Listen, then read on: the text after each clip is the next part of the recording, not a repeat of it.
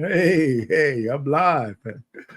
All right. Hello, everybody. I see Milani's in the chat. I see Black Man Unfiltered got his stuff up and all that good stuff.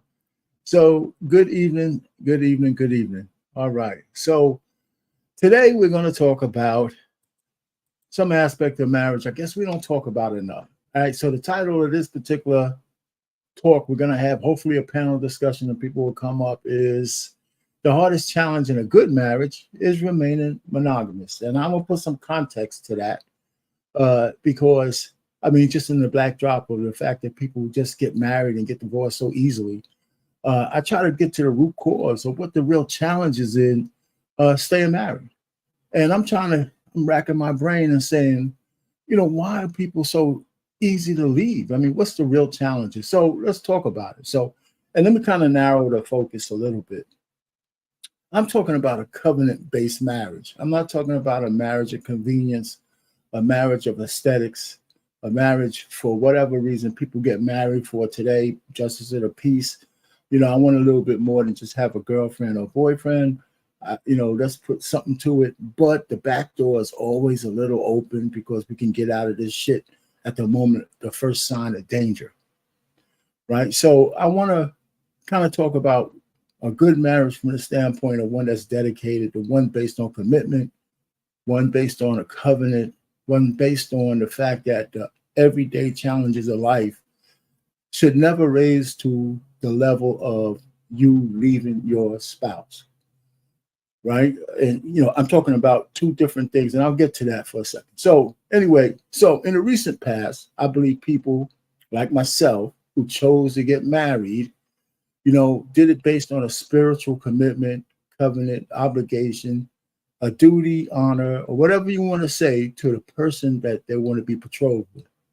So I believe that. So that means the level of angst, challenges have to be so high that marriage can no longer continue. And I don't think people think that way anymore. I think people who get married today look at aesthetics, they look at feelings, they're talking about convenience, things of that nature. I mean, at one point, there were ladies coming on TikTok and other places saying, listen, you know what? I'm willing to get with you and, do some, quote unquote, wifely duties if you can help me with these bills.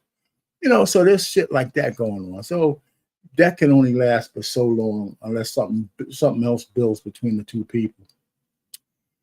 So, so having said that, I just think that the level of commitment, is today is so reduced that it's so easy to get out. And I'm going to say why in a minute. So what's the real challenge? And like I said before, I think it boils down to that people can no longer, in a marriage, the one thing they can't do is explore their sexual options without guilt or hurting the other spouse. I think that's just really the only thing. Right? That's really the main thing. Because if you look at it, what else can't you do in a marriage? I mean, just let's be honest. And I would like people to come up when they get a chance to and tell me what else you can't do in a marriage that you can do when you're single, other than stroke whoever you want to. Okay, let's look at it. You could further your education and be married, right? You could become a PhD, male, female. Matter of fact, I can make a case that it's a bunch easier to get your doctorate degree as a married person than it would be as a single one, especially if you have other things going on in your life that your spouse can help you with while you're studying for that PhD. Even if to be a muse, you could build a business, you could build one individually, and you could build one as a couple. Is it, as long as you guys have the ladder up pointing in the right direction, you could do that and be married. So I don't see the challenge in that. You could advance your career if you're both career people, right? You could become a CEO, right? Most CEOs, I think, in America are married. Hell, you could become the president of the United States and be married. I'm trying to think of what the challenges are that all these people come up here and say how hard it is to be married. I call cap. It's bullshit. The only thing you want to do is be able to stick your wick in another woman or get plowed down by another man. That's it. The rest of it is all bullshit. Okay, you could travel and be married. Uh, there's no restrictions on that. Matter of fact, it's probably safer. You could explore the heights of the Himalayas. You could swim the deep blue sea and shit.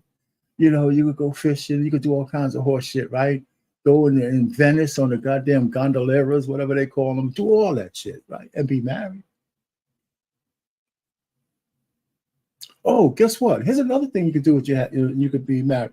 You could have fucking children. Holy shit. You could have children within wedlock. Ain't that a novel fucking idea? And you could be married with that too. So I'm just thinking, what other challenges can you have and be married? Well, you could pool finances, right? Right. You both should be working anyway.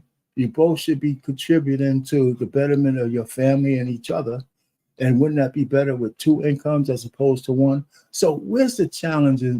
The challenges in marriage, if you both choose to be married together under whatever covenant of a spiritual covenant that you believe in. So what's the real challenge? I guess the challenge really is that you have to stay monogamous to do all of those great things, right? And so let's dig a little bit deeper into that one. I mean, if anybody, I don't see who else is in the chat right now, because I got to go over there. Let me go over to this thing and see. I see people. Hey, listen, the Mrs. O Show. Thank you. Welcome aboard. Eyes. Hello, how you doing? Who else is in there? Milani, I see you, Milani. Thank you. And I'm just trying to say, anybody who wants to come up and talk about, because I would like to have a female's perspective or a male's perspective. I think this one, I'm not pointing fingers at women or men. I just think that, and I'm gonna get to the two reasons why, the two challenges, or the two reasons why marriages break up. One, I believe is cap, and the other one I can understand, and I'm gonna get to those. And so we'll talk about that. But anybody who wants to come up in the meantime before I show the first clip, feel free. I see you, Wife School Podcast. How you doing? All right. So, like I said, the real impediment is, I believe, people to marriage these days is people can't explore their other sexual partners without consequences. Everything else, I think you could work through. So I got two aspects. I got two kind of categories of challenges in marriage. One I call a challenge, and the other one I call a showstopper. So when I use the word challenge, I'm talking about disputes. A dispute in a marriage that you chose to have, a marriage that you chose to be with your partner or I said the curse word, with your spouse to the end of life. What kind of challenges should break that marriage? If you talk about a lack of finances, that's bullshit. If a man loses his job, or if your wife loses her job, you're supposed to work through that until the other spouse gets well. And if it takes a month or it takes 2 years, it shouldn't be a time clock on that, especially if the person is really trying. And if they're not trying, then you have some other things you have to do besides counseling and all that. But divorce shouldn't be the very first thing.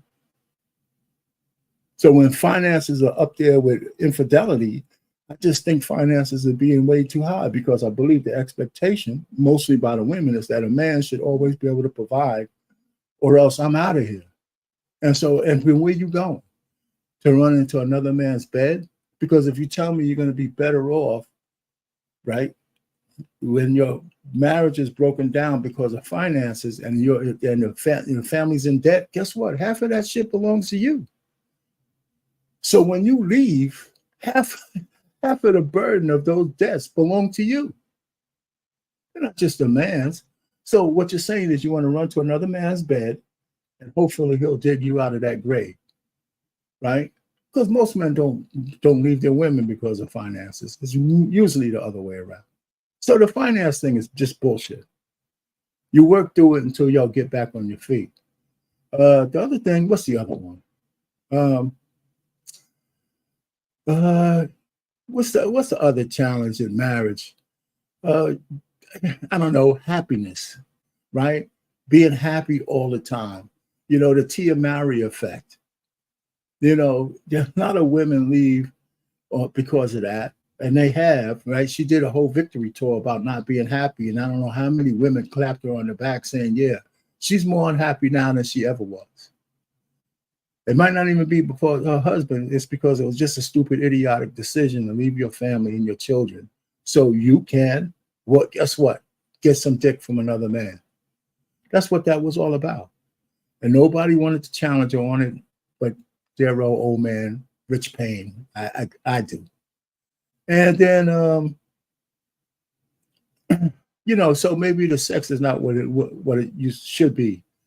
You don't leave anybody over that. You should have got that taken care of before you got married, right? If the person and you were in sexual rhythm before you got married, then you shouldn't have married the person. That's one. And that's one. You should never marry. If you was waiting for marriage, then that's the chance you took. You can't turn your back on the chance you took. If you wanted to stay virgin, then you get out the books, the Kama Sutra, and all the other shit you need to take out to teach the other person what you need, because they should be like a blank slate in an open book. Say, wife school, how you doing? Hey, is my mic on? Yeah, I hear you. Okay, good. You come up. So I rattled off a few things at the jibs, and I gotta say one more thing, and then I'm gonna let you chime in before I go on. I think the showstoppers. You got challenges and you have showstoppers, and the showstoppers are obvious: sexual or physical abuse. That's a showstopper. I'm not going to ask nobody to stay in a marriage if that's happening, right? Adultery, well, that could be a showstopper. But it wasn't as much as it was before, but it's more of a showstopper now, right? Because neither party needs to be in together with a cheater. Now, women don't need to stay anymore because a man might cheat. They got their own money and shit like that. And so the bar has risen on that. So what else is a showstopper? I mean, there's a lot. Abandonment is a showstopper. There's a few other things that are showstoppers. So, but see, those are not challenges. Those are showstoppers that even under religious aspects, you can get divorced with that. Right. So a challenge, every time I wanted somebody to tell me what challenges in marriage, challenges should raise to an elevation of people wanting to leave. That's one of the things I want to know. So here's where I think the problem lies. I think the problem lies in irreconcilable differences when no-fault divorce started. So I'll land it right there, and you go ahead and no-fault divorce. Let me just say, in 1953, I believe it was Oklahoma that had the first laws on the books, and 16 years later, California went through the Family Law Act. And then it's spread across the whole country. Every state has their own form of no-fault divorce. And I think marriage has been a disaster ever since. But yeah, what say you, White School Partners? How you doing, by the way? I'm doing good, Mr. Payne. I just was like, let me chime in and see what he's doing. I've never been on your show before, so make it happen. I'm not That's sure. Why I'm so appreciative. Thank you. I just think that people have gotten progressively more selfish in marriage, like from a biblical stance. Like I don't think people come from that stance, which includes God and includes like a set of statutes for people to follow. Because if you're just going into something willy-nilly with no vision, no future, or whatever, how can you have any strong foundation? Like the foundation hasn't been set. Like if she's just doing what she wants to do, or her perception of marriage and your perception of marriage, and you're just coming together, probably it was based off lust or whatever, it's the foundation really hasn't been set. And so when you meet challenges, as we said, like the showstoppers, that really not a deal breaker, or you can't even get through it, or like I'd rather just turn around and go the other way, or think that there's a mass amount of options out there for me, when there really isn't, or is there? So, and now you have social media, and then you got your girlfriends and your surrounding, environment encouraging you to break down and leave. Okay. Just because, like you said, you're not happy, or there's some financial issues and you're not helping your spouse in that situation. And then you're telling outside information to other people, and they're saying like, and you know how they're biased. They're usually going to be biased towards you and not the other person, and not consider their position in the marriage and like encourage you to leave and things like that. Girl, you don't need them. And it's like, it's so bad. Right. I mean, when I saw Tia Mary, she did just for example, she did a show with what's that lady's name? Tamron Hall. Yeah. And so she was on, and I think a lot of people missed it because it was real quick. Well, just before she got divorced, she said she talked to a friend, and all I said was, "There you go." That's that single lady in her ear telling her, you know what, you're Tia Mowry. What are you doing with this guy?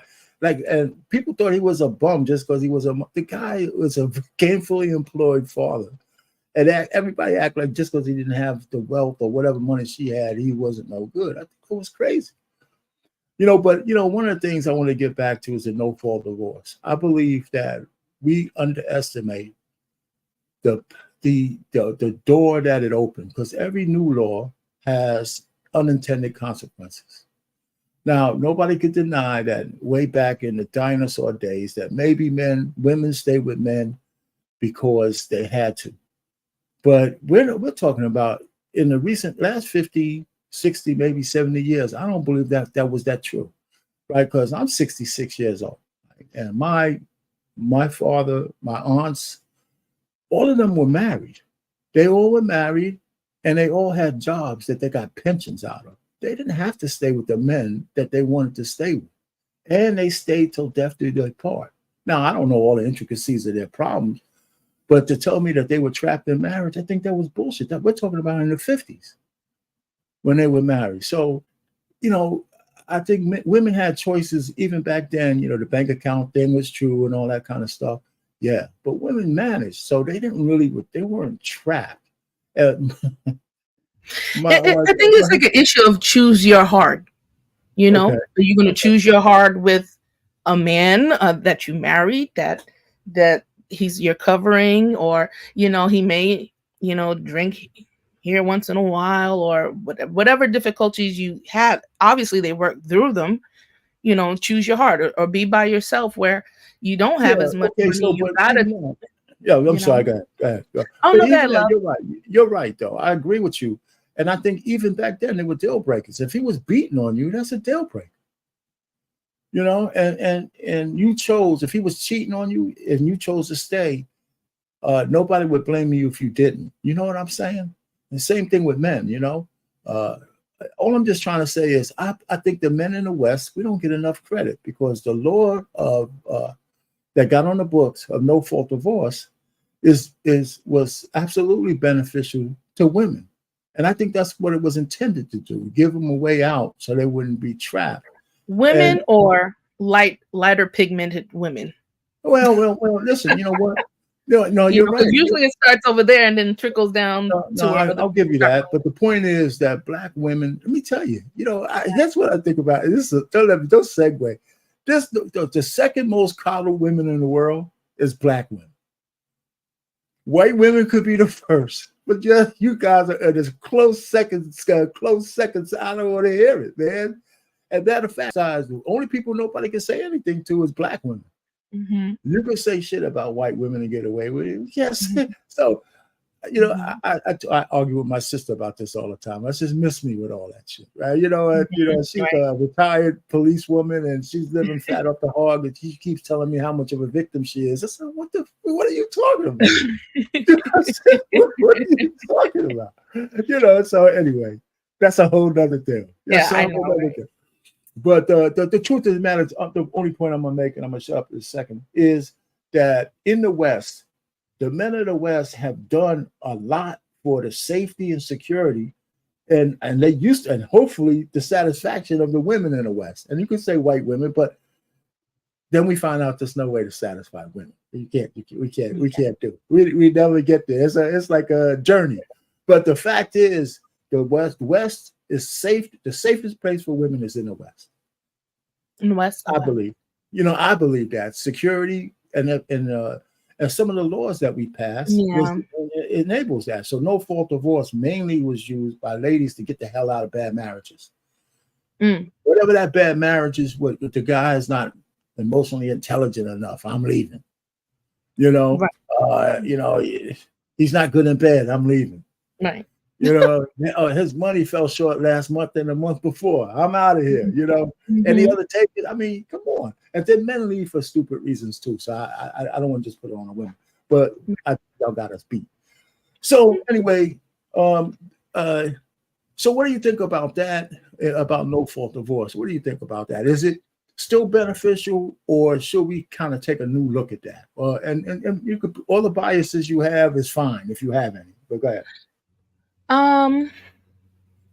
Maybe I guess maybe I participated in no fault. I don't know the extent of it. I know that I got divorced after like abandonment type of things and infidelity, but I didn't like do it like the next day. It was like, okay, Over can you time. prove, can we get through this hump, bro?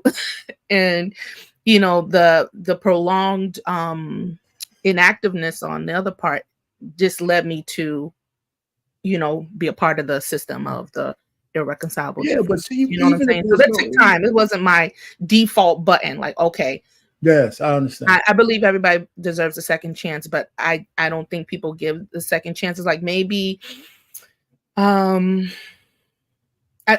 don't know, because there's so many things that are contributing factors. Like there's people that want to, like you said, the safest place for people is here. Sometimes people just want to get here, and then they say, "Oh, I want to be out. I'm already a citizen." Boom. People use it for different reasons. All right. So I'm sorry. Let me just go back to what you said. Mm-hmm. See, no fault divorce. I don't think that covers what you. I don't think that covers what you said. You know why? Okay. Because you had a reason. Yeah. You know what I'm saying? You had if I was a judge, and you showed me your credentials on abandonment, infidelity, over a long period of time, I don't think whether we had no fault divorce on the books or not, that's a legitimate reason to leave. Mm-hmm. Do you understand what I'm saying? You see what I'm saying? But the difference, I think no fault divorce has opened the door to trivialities. So no fault is just like, if I feel like you smell bad, that's a reason. That's wow. Okay, see, my mindset isn't even there, because I'm not vindictive in any way. Like, you get upset, but like to get back at somebody, or the easy way out, or that's not right. I mean, but that's been going on for years. So that's where the term irreconcilable differences come from. That means if you state irreconcilable differences, you don't have to give any reason. Mm-hmm.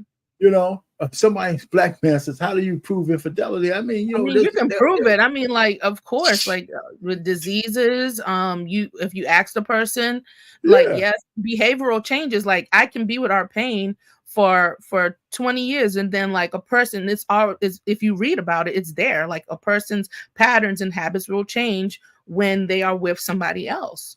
It just happens. And they hide things until the point where I just approached it, and he said yes. I was like, wow, this is crazy. Stupid. They got receipts in their pocket, lipstick on a goddamn collar, perfume and shit. Come on.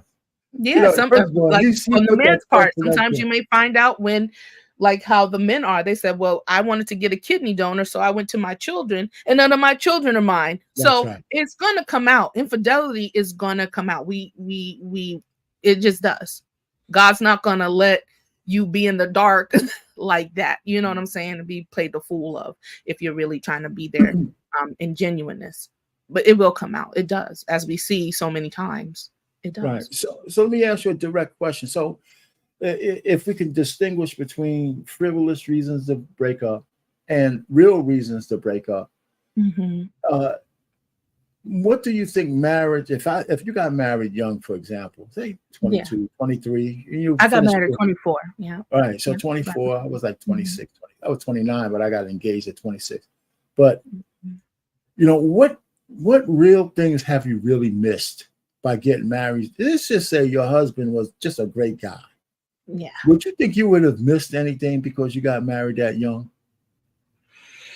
And that's where the mixed messages come in, because we tell, and let me finish this mixed message thing and then answer the question. It goes, I think we can send mixed messages to our kids, both men and women. We tell a guy, don't worry about women until you're settled, till you have this, that, and the other thing. And usually men don't hit their stride until they're in their 30s, whatever that might be. We tell women to go explore, get your experiences, and which is just a euphemism for getting some dick from here to there so you can know the difference. And no matter how we try to sugarcoat it, for both parties, it's like just fool around and learn some experiences. And so there's some, even though they don't say it outright, there's some small amount of merit to that. But I don't know if it's bigger than the merit of getting married earlier, and especially for women to not have the trauma they get when they hit their 30s, especially after having multiple lovers, right? And the reason why I say that is we have all kinds of evidence that women who are really promiscuous have a lot of trouble later on with all kinds of shit, right? Because all that energy is still there. So, and they say it themselves. They're all over TikTok and Instagram and all that kind of stuff, how effed up their life is. And I blew my 20s and stuff. I'm not making that up. For men, we don't look at trauma the same way, right? And, so going back to what you said, when you look at your age at 24, now you had a bad experience after, but you got like 3 sons out of it, 2 or 3, whatever. I have my twins and my daughter and my boys. Okay, so you had a full marriage. So this guy could have been a great guy like me, right? So at 24, would you have had regrets? If let's just say, what if? Would you look back and say, damn, you know what? I'm in a happy marriage, but I got married at 24. What did I miss? Would you be saying that to yourself? Or do women say that to themselves? Or do men say that to themselves? No, I was ready. I was ready to transition. Even the man before my husband, I liked him as well. But he was just playing around, and I was ready. I already went to school. I already had me a job because I know you had to pay back them student loans. And okay, what else is for me to do? Okay, let's transition to the next part of my life. But the only thing that I say that is very important is to get a man that is capable of leading. Just don't snatch up and get married to somebody because you have an infatuation with them, or you lust after them, or they're 6 feet tall and got a 6-inch thing, and and that don't mean nothing. That don't mean nothing. If he can't pay the bill, that don't mean nothing. If he's inconsistent, I'm so sorry about that. And that was the case, and don't hide these men from your family. If you have a father, don't be keeping them in the shop. Bring them around your family. Let them test them. Put them through the test. See what their families are like. If there's any mental illness or things like that. We don't do a full scope of things. That's why I appreciate a lot of the other cultures. They're very heavily invested into education and family because they want to secure that, okay, when I leave or pass on that, okay, my legacy continues to go. My culture, my traditions continue to go. Can carry on, not go, carry on. No, and the fact that we have so much brokenness in our families is kind of hard for a father to protect the girls. Like the girl has to protect her virtue, and the dad's there to protect it too. So now we're not going to let all the scallywags in and mess up things and have so much trauma that we do have, because now we're looking for love and we're laying down with these men that don't mean us no good, that don't have intentions for us, that are there for the wrong reasons. So it's a lot of factors. I think that I wish was a better foundation for transitioning into marriage. I just think it's just so broken that we just keep generating brokenness, and we don't know what real men look like because the inconsistent, a lot like the families are breaking down. Like you said, no fault.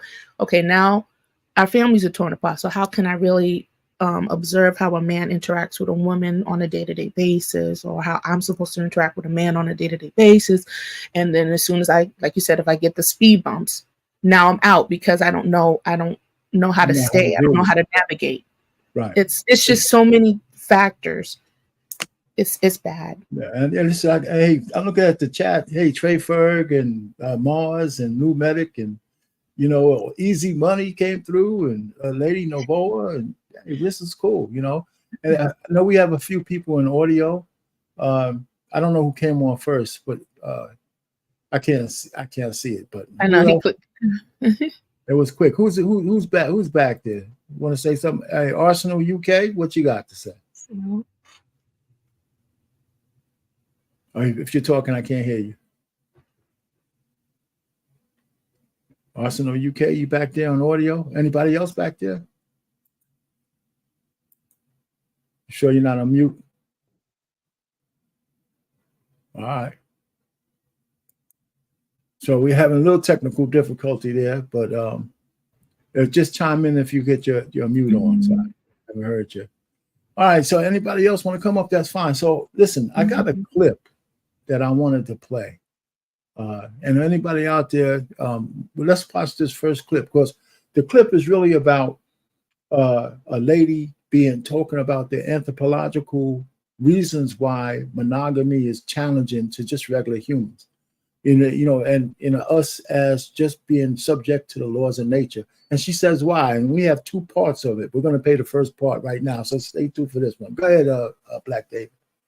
One way where they've already made an attachment. Yeah, it's interesting. I mean, I've studied adultery in 42 cultures around the world. And if you ask people why they're adulterous, they'll say, well, I wanted to supplement my marriage. I wanted to get caught and break up my marriage. I wanted to get caught and rebuild my marriage. I got bored when my partner was out of town. I wanted revenge. I wanted to solve a sex problem. I want people to laugh at my jokes.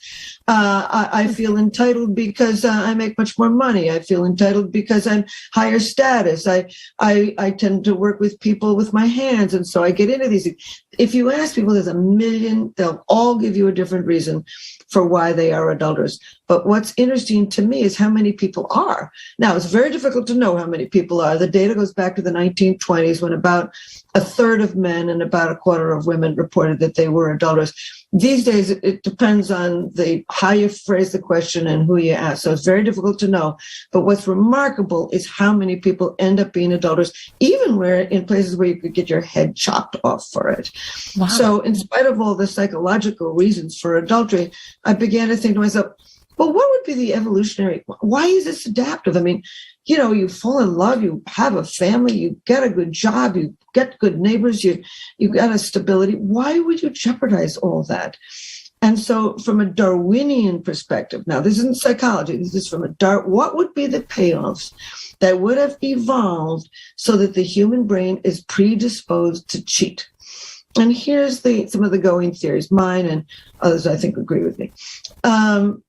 Let's go back 1,000,000 years. If a man has a wife, great, 2 children, wonderful, and he slips over the hill now and then and has sex with another woman and has 2 extra children with her, he's doubled the amount of DNA he is sent into tomorrow. So he is 1. And of course, he's going to be passing along whatever it is in the brain. And we now know some of those things that predisposes you to adultery. But why would a woman be adulterous? A lot of my colleagues say, well, women aren't adulterous. Well, guess what? Who are all these men sleeping with? I mean, that doesn't make any sense. But the bottom line is, and actually the data today shows that people under 40, women are just as adulterous as men. So why would a woman 1,000,000 years ago be adulterous? Can't have a new baby with every single one she has sex with, but she could get extra support.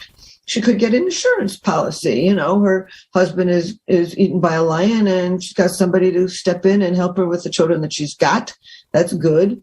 Or she travels to other villages, other hunting and gathering groups, and somebody gives her meat or beads or what helps to support her, makes her more healthy, more able to raise the children that she has. So for evolutionary reasons, over millions of years, there were payoffs by forming a partnership with one individual and being adulterous on the side. And I think what we've evolved is what I call a dual human reproductive strategy, a tremendous drive to fall in love, form a partnership, and raise our babies as a team, and also a predisposition for the roving eye. And of course, then we all decide whether we're going to do something about this. What's interesting to me is there was a study in the 1980s, but it astonished me. They asked the question of people who were adulterous, were you in a happy or very happy marriage? And 56% of men said yes, they were in a happy marriage when they were adulterous, and 34% of women said yes. So this points to the fact that for millions of years, no matter what your psychology is, for millions of years, there were some payoffs for adultery. And in fact, for men, it's probably more babies. And for women, it's more resources for the babies that they've got, leaving us with this tremendous drive for autonomy and also a tremendous drive to commit. And then each one of us faces this and it makes decisions. Right. So how do you, you as a newlywed yourself, and anybody out there thinking about getting married is hoping, I think. Yeah. Okay, cool. All right. So that's the first part. So listen, she said a few things there, right? Did you have any observations that you want to? Thanks, Lady Novoa, for the super sticker. I appreciate that. And the Black Man Unfiltered appreciates that. That super sticker, $1.99. Thank you, Lady Novoa. So, what do you think about that? I know it was a lot to absorb, but off the top of your head, what do you think? I think what she's saying is like is cool from her observation. Me, I'm always gonna filter it through the lens of the Bible. We're in a fallen world, and we fell from the beginning. So it gives light to say, well, that's where it really started. She was saying that you're passing on within your seed and DNA the proclivity for adultery. It started in the garden when Eve looked somewhere else, when she partook in something else from an outside party. So therefore, it's still going on. It's within us, you know, unless we address it or like I said, bring it underneath like a law, which kind of is, you know, the Bible or God, like the other person that needs to be within the marriage to keep it on the straight and narrow because of the opportunities to look to the left, to look to the right, to want to be incentivized, you know, like, okay, I might be getting a Birkin bag. Okay, I'll just do it this once, you know, to fight that. You do have to make a conscious choice, you know, even if you are happy, even if things are doing, you know, going well and it's not that bad, you still have to make a conscious choice every day, despite those old feelings and thoughts that want to come back. Be like, hey, so you know, let me hit this point that she said that 50%, pretty much 50% of the men who do cheat or commit adultery, they're in happy marriages. So they don't have the excuse that my wife did something. About 50% of the men, it's like 50-50, right? So that adage that a man could go, you know, bust some cheeks and then come home and act like nothing happened. That's like 50-50. They said with women, though, only 37% of women could actually do that same thing. Go out, have a lover, then come home and treat her husband like a king, right? She says 75% of such will have some issue in the marriage that they want to go and get whatever comfort from outside. And I would presume those women can't be, they can't front that well when they come back home to their men. They're either cutting them off or whatever, because now they're moving on. So I just think that I think her point is that has some basis in anthropology as opposed to spirituality. There's something about our nature. How's it different? Huh? I said, how is it different? Well, I think anthropology is made as a replacement to spirituality because we want to factualize everything. You know what I'm saying? We disregard the spiritual aspect of it, and that's why I can appreciate it. But it's just so similar. You just can't refute it. And then when people try to get on these panels and rationalize these things, you just can't. Because but let me ask you a question though on that point though. Do you think she's trying to rationalize bad behavior, or she's trying to give an alternative view that as human beings, even though we have some high level cognitive abilities and spirituality, that we're still subject to the laws of nature? And so the fact that she tried to give some kind of explanation on why a man or a woman would step out, right? I can see where a person who's steeped in spirituality or religious background can see that that's a cop out. I can see that. Mhm. But it depends on the motivation of the scientist, quote unquote, who's saying it, right? I You know what appreciate I'm what saying? she said. Yeah. Yeah, I mean, okay, I would say it's probably not a cop out for a person that probably isn't spiritual, but is trying to give a rationale yeah, to that's why what I'm we saying. would. I Yeah, wouldn't discount that at all. I can appreciate that because I know everybody doesn't, believe in God like that. So just to see how it lines up with it is just amazing, okay. because of the opportunity that is present. It's like a temptation. So it's not so much of you know what I'm saying? That's where the aspect of temptation comes Okay. in your own imagination, and these things that come from within, and desires that you have to overcome yourself, because when you go out and make the decision, it's usually your decision and your choice. You may think, oh, he left me because I'm fat or whatever. No, but it was his choice to do that still at the end of the day. No, Despite that's true. No matter how you it's slice it, it's still a choice to step yeah. out. And So let me ask you this though. mhm, And when she talks about payoffs, right? right, She talks about payoffs, and if we take the morality out of it, right, I know that there's some men, and we all know about the man who had the wife in one street in the neighborhood, and then like three blocks over, he had a whole new family. And as despicable as that is, some men actually have the Nick Cannon effect. That they want to make sure that their seed lives long past them. I mean, some right, men are like that. And I think that some women with the dual mating strategy, the fact that we have such a high paternity fraud rate, is that there are some women who will be married to men for mhm, subsistence and you know what I mean, provisions and right, the security that he provides, but they don't want to pass on his seed, so they'll have the guy down the block or wherever, you know, bump it out during the ovulation period, and he looks enough like the husband. And my husband's too dog shit stupid to realize these kids ain't his, and so he's raising another man's kid because she feels that she'd rather mhm, have another man's seed, even though another man's paying for it. Now they say that paternity fraud is almost 30% within a mm, marriage. Now people dispute that number, but it's a high ass number. right. And oh, somebody else. Is that you, Arsenal? You there? You there? If you are, you good. I hear echo. So You have to You have turn to off turn off the YouTube. yeah, you got to turn. If you got YouTube playing, you got to turn that off and then speak because I can't. We still can't hear you. I don't know. BMU, if you can help him out, that'll be cool. That'll be cool.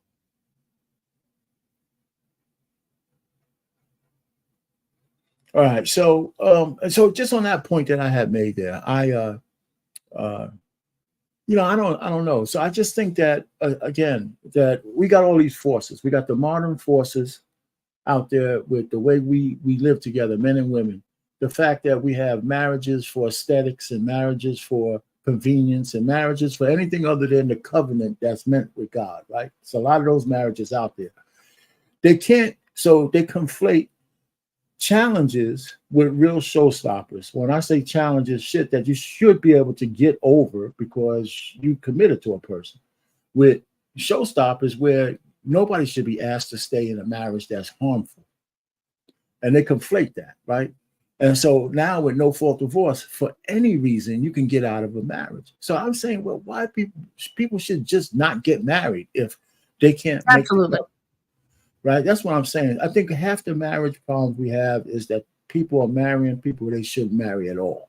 Right. Absolutely. But you know, half those numbers will be a whole lot lower if people only got married because they wanted a full commitment and they Right. meant the vows, right? You know, so I mean, I don't know, man. It's just crazy. I mean, but you know, so that's what I'm trying to say. So when I say that in a real marriage, the only real challenge you have that I see, other than the showstoppers, are being faithful to your spouse, right? Because if you're naturally attracted to other people, right? If you're naturally attracted, you have to make the choice not to cheat, and you got to make that choice. so that whole adage, I need to get it out of my system, right? You hear men say that, and you hear women say that, but I think the ramifications for both are different. Now, let me ask you this though, White School. Most women in marriage would prefer a man with some experience, right? Do you agree with that? I know you're over here typing, right? Go ahead. When you finish. I'm responding in the chat. It's hard, No, that's cool. I need you to do that. Okay. Do I want experience? Well, no, that's the first part. Okay, so that's the first part. I would say. Okay, let me say what I think. I think women prefer men with some experience, but men. Go ahead, say what you're gonna say. Then I'll say. How can you say like, "Oh, I want a man with experience"? Like, I don't know. Like, if you've never been sexual in that manner, how can you come out and say, "I want a man with experience"? When you just want men with experience. Who, me? Yeah, I mean, you're not you personally, but you don't think women in general want men with experience sexually? I want a man with experience that know how to pay some bills and be consistent and like, what I'm saying? Okay, we can learn some stuff. Like you said, we can do we can buy the books later, but can we like sustain this thing? Like, okay, we can do some fun stuff here and there, but I don't know. I mean, it'd be nice. I mean, it's a blessing that, if a person, if you happen to get a partner that knows how to put it down, that's nice, but I don't know. It could be detrimental too, because I talked to a young man. Now he has money, so now he got the thing with the thing, and now he got money. So now he feel like he got options. Like I need to make more money, so I need to have some more sex. I don't know. That's what he told me. I'm like, okay, you're a little bit too crazy. So I wouldn't want to deal with you. Okay, listen, I hear you. I know. See, we could go in a lot of directions. I'm just saying that I just think that. And the opposite of that is most men, first of all, men need to take more credit. Men in the West, we're no longer looking for virgins, right? Because we're not going to find them. So we don't mind our women have had some experiences. We just don't want them to be 3 or 4. Yeah. Right. So, but the fact is, we don't want them to have so much experience that they lose their virtue, right? So that's another thing. Yeah. So, but I don't think women have that same mindset about a man. Because I just think that the opposite is not the traumas that women go through with many sexual partners. Men don't have that same kind of trauma. We don't carry that shit to our wives. We might have some shortfalls in how good of a husband we might be, but we don't carry that trauma and tell that woman to fix me. Like women be telling men to fix them. Man, we can't do that when you got all that trauma in you. So I think that's the difference. So, but that does make lend some credence to people getting married a little later. And the lady in the clip will say this, that if you get married later, let's just say both people are in their 30s and have some experiences in their 20s, since they got those experiences, they don't have the fear of missing out anymore. So there's something to be said about that. Right? But there's so much more to life than just sex and penis sizes. If you never experienced it, then then you're not missing out on anything. You know what I'm saying? But if you experienced it, now you develop the preference. So now you're putting yourself in even more danger, because if that person imprinted on you, you messed up. Okay. That's the way to look at it. So, but BM, you up here. Black Dave, you have something to say? What? Or you just up here? We have the audio problem with you. I got something to say because come on, let me know audio right now. Can you hear me? Can you hear me loud and clear? Don't play that game. When you loud and clear. I don't know if I want to say loud and clear, but go ahead. Whatever. When you mentioned certain people should not be married, the first thing came to my mind is you're asking for arranged marriage, whereby people are vetted before they get married. Meaning, you don't just let anybody marry your daughter. You don't just let anybody marry your son, because that's something other culture have put into place. Because, like you just said, certain people should not get married. Some people should not be having kids in the first place. But when you find a system intact that it prevents your young generation from getting to that particular mess, sometimes that is needed. Meaning, let's say BMU's son, right? You have a bunch of suitors, so to speak, for his son. Not just him alone is who, quote unquote, look into the situation at we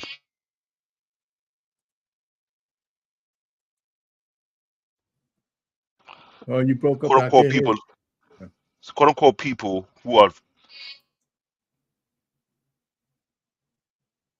While we waiting on Black David, I'll say my piece because Go ahead. Go ahead. I think he got his somebody microphone calling me. That's why I keep from picking it up. Family Dollar. What? Go ahead, yeah.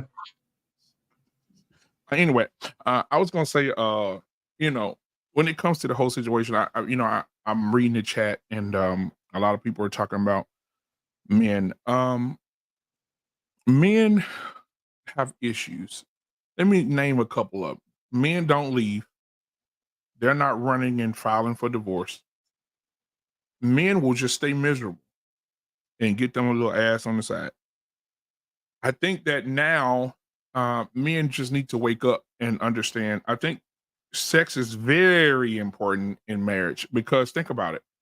You're going to be with a person for the rest of your life. That person wants you to be in a monogamous relationship, and you want to be with this person for the next 30 years. You want me to be the only man that you have sex with, and me and you and having sex together for the rest of our lives, and you withholding that from me is not fair. It's selfish. Nightish, it'll be good to have you on the panel, brother. If you want to come up, the link is at the top of the chat. But I think it's selfish, and I think when some women out here will go and say, "I'm getting a divorce because my husband cheated," and the first thing we do, we take the subject matter and we say, "That damn bastard." Men can't stay loyal for shit. But we never dig, y'all. We never say, and I talked about this today at my job. This is why it's so crazy, right? I was talking to the ladies about this today at the job. Men, when I asked the lady at my job today, and it was a white lady in there, and a couple of black girls, a Hispanic girl, she was in there, and we were talking. When did the last time you just ask your spouse, your husband, when was the last time you dined in his safe place? Is it okay?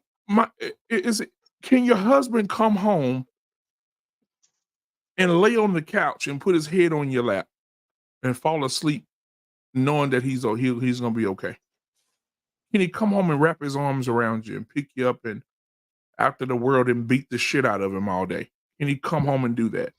Most divorces, if you go and sit, this is why we need to have both.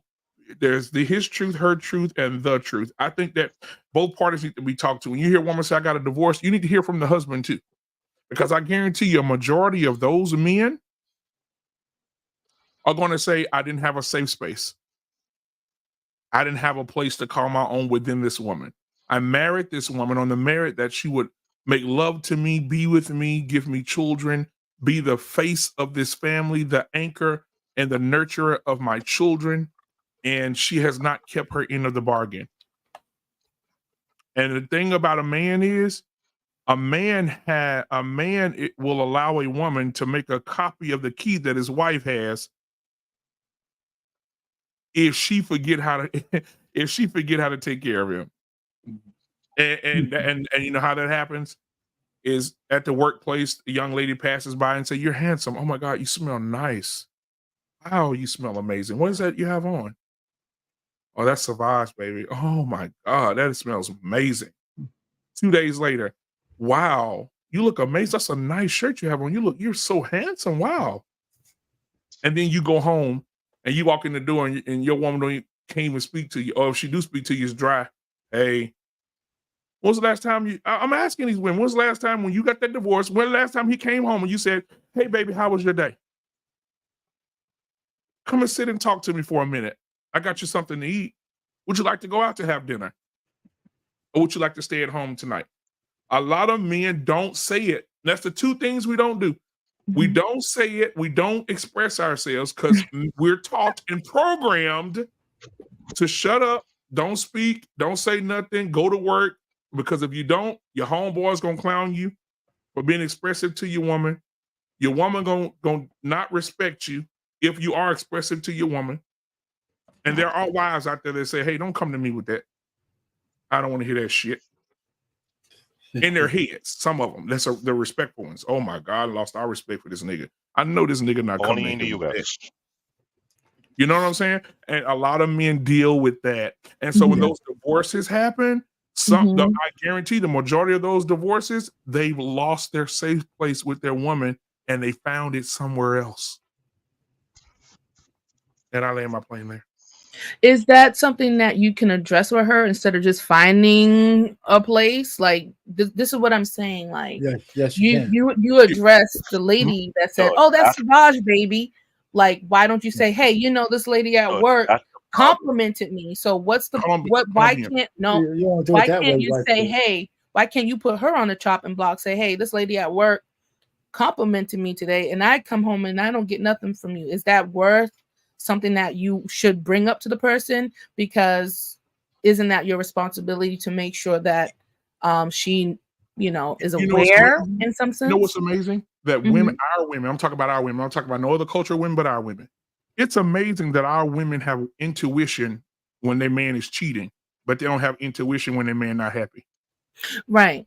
You see what I'm saying? So they'll have a feeling, oh girl, I feel that motherfucker cheating on me. He fucking somebody.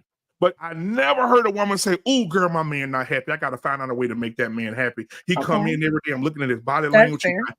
Right? Women have intuition. They have this selective intuition. But intuition is only meant, I think, is when there's a threat. You understand? So if you're coming home and playing it off and just being miserable and sitting down on your elbow, I don't feel that there's no threat. I don't feel like there's nothing really there. So my intuition will spike when I know that there is a threat. There's something that from the outside has intervened. From the outside has intervened with the spiritual connection that we do have. That's when your intuition goes on. But before that happens, it's both of you guys' job to communicate if there's any deficiencies happening. Let me say this, White School. Let me say this, White School. Before you go, let me as say mature. BMU, before you go, let me just say this. If a man's in tune to his woman, right, and she goes afoul, I would agree with the first part of what you said, right? Because I know in my own life, and I know we don't want to go anecdotal, I did not allow my wife to drift. I didn't. If I felt some shit was going awry, man, I handled it. Thank you. Whatever the consequence was, I said, listen, so I think where men go wrong, we let shit drift too long, even though, because we, like BMU said, we will live lives of quiet desperation, not to upset the apple cart. But I think that's wrong, man. Kick your wife's ass, not physically, right when she's doing something you don't like. And just and go from there and just be knowing how to do it. When I have shit with my wife, I said, listen, we can't go on this way. I can't just because we have kids, you can't shut down.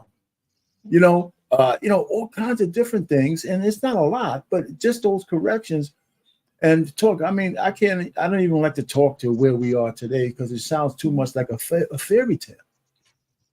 It sounds too much like I mean, every single day we are touching each other one way, shape, form, or fashion, and we don't like to go to sleep unless we have those moments, and that's just all natural now. But that's just me. But it's cultivated over these years, and I think part of that is because I did not let her drift. Absolutely, I didn't let her drift. So again, I respect your marriage. I respect what you've done as a man in your marriage. But I really want you to concentrate real hard because you just said it about this anecdotal, right? I want you to concentrate real hard in understanding this. But first, before we do that, I want to address what Easy Money Girl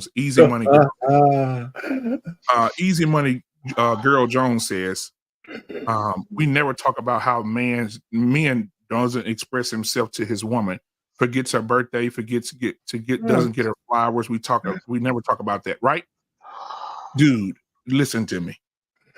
Mother's Day is the number 2 holiday in the year. That's just one day. No, I understand. I understand. What? But that one day makes billions of dollars. Now, Father's Day, hold on. Father's Day is coming up Sunday. I'm going to do a show because I want to prove to these women how entitled they are. Father's Day, it's going to be $100 million spent on fathers. Mother's Day, $14 billion holiday. Well, you should. That's an irrelevant case because, according to you guys, you're simple. All I need is a hot dog and a thong, and I'm good. You know, not saying that to give you those things, but you guys overstate all the time that we're simple. So, if I ask, or I found in my experience, like I say, "Hey, Dad, what do you want?" Or, "Hey, you don't have to give me nothing." I always hear that too. You don't have to give me nothing. You know why he said that? You know why he said that? Because of that. It's just because that's how you guys are. And I accept that. But I'm gonna tell you something. Okay. Hold on. A lot of men don't say. Let me tell you why. Let me try to help you here.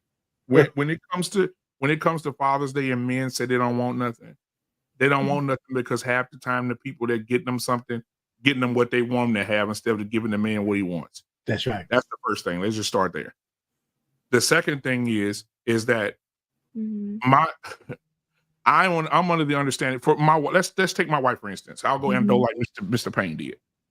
When I sit down all year, no matter what the holiday, it could be anniversary, it could be birthday, it could be Mother's Day, it could be any day, just a calls day. I sit around and I listen. And I'll pass by the room and I hear her on the phone with her sister. Girl, do you know that Maxwell gonna be in town for September, girl? Oh, girl, you know I love some Maxwell. I'm going to buy the Maxwell tickets.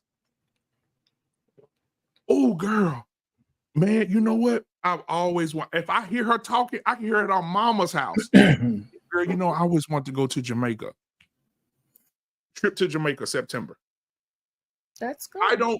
My woman, and it should be that in reverse. My woman shouldn't have to come and ask me, baby, what you want. You should pay it. If you have to ask your man what he want, you are not in tune with him, and you don't pay enough attention to him because that man will tell you every day what he want without opening his mouth. Oh, that's kind of weird there, but. No, okay, but hold on. But you took up the signs and cues because you heard what she said. Now, how am I supposed to know what you want if I can't hear what you're saying? You got to tell me too. I got some holes in these sneakers. No, just watch. Just watch. How do you guys communicate what you want? Like, what do you want this year, BMU, so that we're talking and your wife can hear this year what you want to get? What do you want? All you gotta do, Wife School Podcast, is watch your man. I had to tell my sister-in-law this about my brother. I said, I can tell you, how is it that my brother and you stay in Houston, and I see y'all every quarter, and I can tell you more what my brother wants than you can, and he don't tell me what he wants. All you gotta do is watch him. My brother likes jet skis. Why you can go rent a jet ski for the day and let that man get on that jet ski and have him a ball? Definitely. Why are you? If you know the man love to cook, and the man love grills, why you can't go get the man a green egg grill? You know he like it. He looking at the damn commercials on TV every time you see him. He's like, damn, that green egg nice. Hey, let me add something real quick. My wife bought me a smoker, right? Because she knows I like to cook, right? I didn't ask her for it. She bought a smoker. I put something on Facebook. I said, I was only joking. I says, my marriage was on the rocks until my wife bought me this smoker, and now everything is a lot better now. And it was a joke. But I'm saying she didn't ask me, but she know I like to grill, and she bought that smoker. I said, man, this is fantastic. Now I'm cooking meals all the time and shit, man. I'm on the second smoker now. But she didn't ask me. She just did it. She bought me a lazy boy chair too, and I got mad. I got mad at her for that. I said, the last thing I need is a chair that puts me in the L for loser position, and I'm sleeping in that son of a bitch. Every time I go, I pass out every time I sit in that goddamn chair. Wasting time. Bro, So, is it a hit or miss, or what? Like, is it? I appreciate it. I appreciate not a hit or miss. Dude, there are women out there right now. I'm telling you. Okay. I hate to do this, but there are women out there right now who their husbands don't have to speak. That's right. And they know what they want because they watch their husband behave when they're in the store and they pass by a gun. Watch this. They pass by a gun at Academy or go to a gun store, go to the gun range, look at their gun. Their wife said, you like that 45. Okay. Right? Or he looking at, or he watching the basketball game and he say, damn, them shoes Kyrie got on nice. What kind of shoes are those? Okay. Right? You have to pay. Every day that man's going to speak into what he wants. He's going to act. He's going to move. He's going to see something. You can see his reaction in the store to something. You be like, damn, oh, he liked that shit. Right? And I'm telling you, it happened to me. I'm going to listen, when I first started this podcast and I was back here, I was using a damn cell phone and a tablet and I had a camera and all this for my birthday. I walked in my man cave. There was a fucking PC, a board, a microphone. I said, damn. Couldn't believe it. So my dad was like, damn. I said, she said, boy, I saw how you was looking in that store when we passed by them damn soundboards. Yeah, put up Mrs. O. Put up Mrs. O show. That was she just put there. Yeah. Hold on a second. Black David, take care of that. I gotta go. I gotta go take this call real quick. And Trey is on audio right now too, guys. So if a woman listens and she does all these things, does that keep the man at home? And that's the big question. Well, that depends on the man. But Black David, what you got to say, man? You've been up here. What you got to say? I was trying to say earlier about preventing unwanted people being married, about having a arranged marriage. What I mentioned before, given that would BMU, you would have the man in his family will vet the woman who want to marry his son first. That will be done first. The second one is to have the women who have been wives longer enough to understand what the wife materially is to interview that wife. Because I remember Anton said the same exact thing. Everyone go through the system before they marry the son or the daughter in the family. Therefore, you prevent certain people from marrying into your family. Right. But in today's society, with it willingly, you test drive. I want to get someone who's my friend. I want to get someone who's a complete stranger. But later on, when shit don't work, you come back to social media and say, "Man, ain't shit." No, correction, you ain't shit. I'm sorry.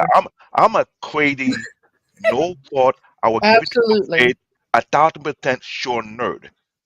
You F up when you think you understand what a man's supposed to be, because your idea of a man is not based on reality.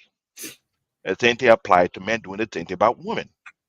Because you're not based on reality. When you're not basing shit, what you have, let's say you know somebody in your family who has a successful marriage over 40, you're like, you know what? That's the standard. Because you see how the woman act in multiple instances, because you based on that. That is based on reality. Some people based on the 666 principle, 6 figures, 6 times. I'm like, really? I'll be honest though. Sometimes I feel like I'm talking about dumbass people. It's just me. My mindset is this. I'm allergic to stupid people. People like easy men, easy money, is stupid people. I don't be around such people like that. People like Lady D, stupid people. I don't be around such people like that. Because they don't base on rational way of Tell them thinking. how you really feel. They're based on emotional feeling. I'm being blunt. Being in this country for more than 30 to 40 years, I've seen enough stupidity to the point whereby I'd rather be far away from stupid people with stupid ideology. That means I fell on their forehead, they were drinking clone while in high school, they smoked too much weed, a couple of their brain cells, don't know how to think straight. That is just me. I'm a logical and rational person. It got to make sense. Gotcha. Hey Trey, you back there? I didn't see. Yeah, I'm here. Yeah, what's up, man? What you got on the subject? Well, the first thing I wanted to address is something that White School said. Okay. I don't know how many times I've said this to people. The only thing that keeps a man home is the man. It's literally nothing that you can do as a woman. You can't. There's nothing you can do. You can put as much effort as you want to. You can change your wig Absolutely. every other day. You can be as fit as you want to be. But at the end of the day, if he's tired of eating chicken Alfredo and he wants to go get something else, that's what he's going to do. So the only thing that keeps a man at home is him making the decision that Absolutely. I'm not going to be that type of man. Otherwise, they're going to exercise options. Absolutely. That's just how it goes. And Black David, unfortunately, you're going to be surrounded by stupid people for the rest of your life because they're everywhere. That's right. I've been to 20 plus countries, brother. They everywhere. They're everywhere. They speak all types of languages. Stupid people are everywhere. And to be clear, the definition of stupid is someone who makes unintelligent decisions. Mm-hmm. And so when we look at these things and we go, well, was that smart? Absolutely. And if the answer is no, that wasn't smart, then effectively that means that you made a stupid decision. It means you're stupid. I want to say this though, because I heard the thing with Anton. I don't have a problem with women vetting women. My only problem is that I am always going to question the woman who's vetting the woman. If she's not the type of woman that I want my wife to be or emulate, then I don't want her vetting my wife. Because you're not the kind of wife that I would want to be with. So I want you to stay as far away from as the woman that as far away from the woman that I want. I don't want her to be anything like that. Irrational, and I agree with that. You know what? I'm saying that because what Anton was referring to, he made people with a quality from a different pedigree. That was we ain't telling you to talk about pedigree. Not any woman can just vet just anybody. You gotta become a high pedigree. I don't talk about all looks and everything. Come about demeanor, character, substance. These are things that I've noticed throughout multiple panels don't even talk about. So when I hear something like Easy Man talk about, a lot of men don't do this, but X, Y, and Z. But last I checked, scripturally speaking, what the woman's job to pay attention to the husband, not the man's job to pay attention to the woman, right? But in most cases, most husbands, rational husbands, pay attention to what the woman is doing and how they feel, and they try to best to address such issue in most cases. But for some apparent reason, there's an ideology that's been put out for the past couple of decades, whereby man supposed to be psychic. Bullshit. I'm sorry. I'll be the first one to say, if anyone, any dumbass, good-for-nothing, low-level, intelligent woman think a man supposed to be psychic to understand you, you are completely full of shit. And then some. Because that was the same thing how the man should think about you. You better know how they feel and be psychic. But in most cases, they don't. That happy wife, happy life is completely false. I never follow it. I never believe it. And I see too many dumbass so-called Christians have the nerve to say that shit in my face. When I took the scripture, I said, is this scripture wrong then? And they are deacons, mind you. They are elders, mind you. You in that nonsense, I say, you gotta build that bullshit and you go preach it afterwards, then I say you're a hypocrite. This is why I'm one of those kind of people. I don't care who you are, what your status is. I will be with you logically speaking and rationally speaking. There's no such shit as happy wife, happy life. Right. If she's not under the program, she is completely full of shit. All And right. I said it. I agree with If you. you don't Man. like it, come to New York City. I'll pay your bus ride to go to any bridge and jump off. That was You're so aggressive. mean. This is the real me. Read my mind train. I don't have the patience for nonsense. I really don't. And so Black David, I want to hit that next that second part of the video. But anybody out there, if you haven't hit that like button, please hit the like button. Hit the like button. It's at the beginning. I should like button. They Let's won't finish cheat, the that their second partner part. won't cheat. How do you try to tamp down those biological instincts, needs, histories? Well, I think a lot of people have already, these days, because they're marrying so much later, they've already gone through all that. That's another beauty of marrying so much later. They've learned, what they're really looking for, and they've found it. In fact, adultery has decreased since their farming background, because in the past you couldn't divorce. And so men particularly would have a wife at home and then have another woman in the village because they couldn't divorce. These days, a woman won't put up with that. And so, they will divorce instead. They have the resources to do that, and will go on and find somebody that they can trust. But what's interesting about adultery is there is some genetics to it. Now, Just because they're predisposed doesn't mean they're determined. I mean, you can have some of the genetics for alcoholism and give up alcohol. You can have some of the genetics for eating too much, and yet you control your weight. So the bottom line is, Wait, are you saying like a genetics as in, oh, his dad cheated, so he's going to cheat? The genetics, what they have found is a certain gene in the dopamine system, the DRD47 repeat allele for anybody who's listening on that level. And those people tend to be more restless and have more sexual encounters with other people. There's a gene in the vasopressin system. They've not only studied it in 552 men, but also in other animals, other creatures, the prairie vole.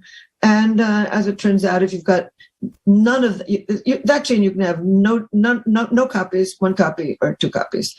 Those men who had no copies had the most stable partnerships. Those who had 1 copy had less stable, and those who had 2 copies had the least stable. Now, this doesn't mean that just because you inherited that, that you're necessarily going to cheat. There's all kinds of cultural things. I mean, an awful lot of people, they're married much later. They've had a million experiences with adultery, and they're done. You can overlook your predispositions. Okay, so let me ask a follow up on that. So if a man who doesn't want children, right? Like let's say a man who doesn't want children, would he have the same instinct to cheat as any other man, who, if it's like, I need to spread my seed, this biological thing, he doesn't really want to do that, but like, because he's already an anomaly, right? If he doesn't want children. Well, I would guess an awful lot of people who go on adulterers definitely do not want to have children. I mean, just because there's Darwinian underpinnings, I don't think the vast majority of people who, have sex with somebody after the Christmas party are intending to want to have children. To the contrary. They're on the psychological level of, oh, we've just had a wonderful conversation and here I am, and oh, well, I'm not excusing them. But the bottom line is, just because we have some predispositions doesn't mean that we are thinking about those predispositions. I mean, most people who are adults start thinking about the moment, that I'm angry at my partner, I'm lonely when he's out of town or she's out of town, I want revenge, or various psychological reasons that people say that they're adulterers.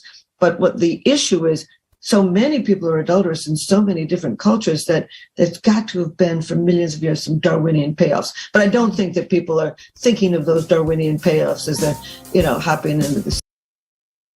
Yeah, that was it. Yeah. So, the Darwinian payoffs, So the point of where she's coming from.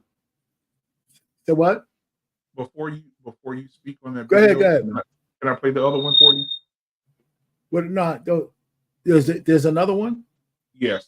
Hold on. I didn't. No, I just had those 2 clips. I mean, those 2 pieces. There's something else. Go ahead, play what you're gonna play, man. Go ahead, Black. Go ahead, BMU. You got something. Research that shows half of all women have a guy on the back burner just in case things go wrong in their current relationship. Latest psychology research. I was just as shocked reading this data. More than half of women who are married and categorize themselves as happily married. Wait a sec. They're married. Happily married women are doing this? Have a backup plan. And what is a backup plan? It means you have someone on the back burner. So a specific person they've identified. A specific person that they've identified, and in most cases it was either an ex-boyfriend or an old friend who never made it to the dating category.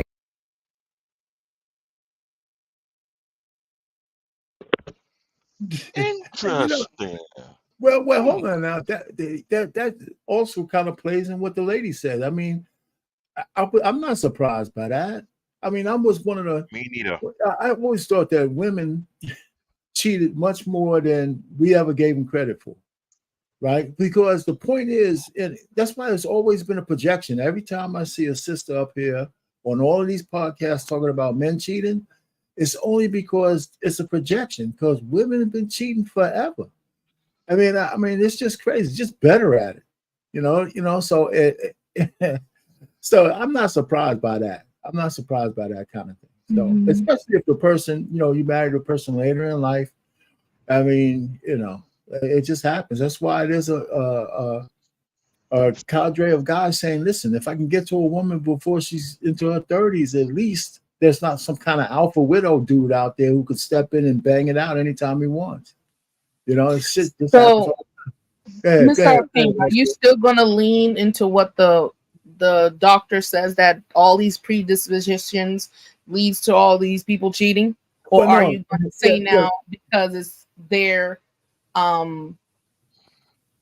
selfishness and wanting to kind of do what they want to do, I'm saying temptations that bring them to that point? No, I'm saying that as humans, I believe that we're all predisposed to have more than one lover at some point in our lives, right? And I think that when marriage comes to it, that I don't think enough people make a conscious choice that they got to leave that shit behind if they believe in the vows. And so now when people get married based on frivolous shit like aesthetics and you know, how good the person is in bed and all of that kind of shit, they don't have they don't have any buffer or any kind of substance to keep their marriage together at any winds of change.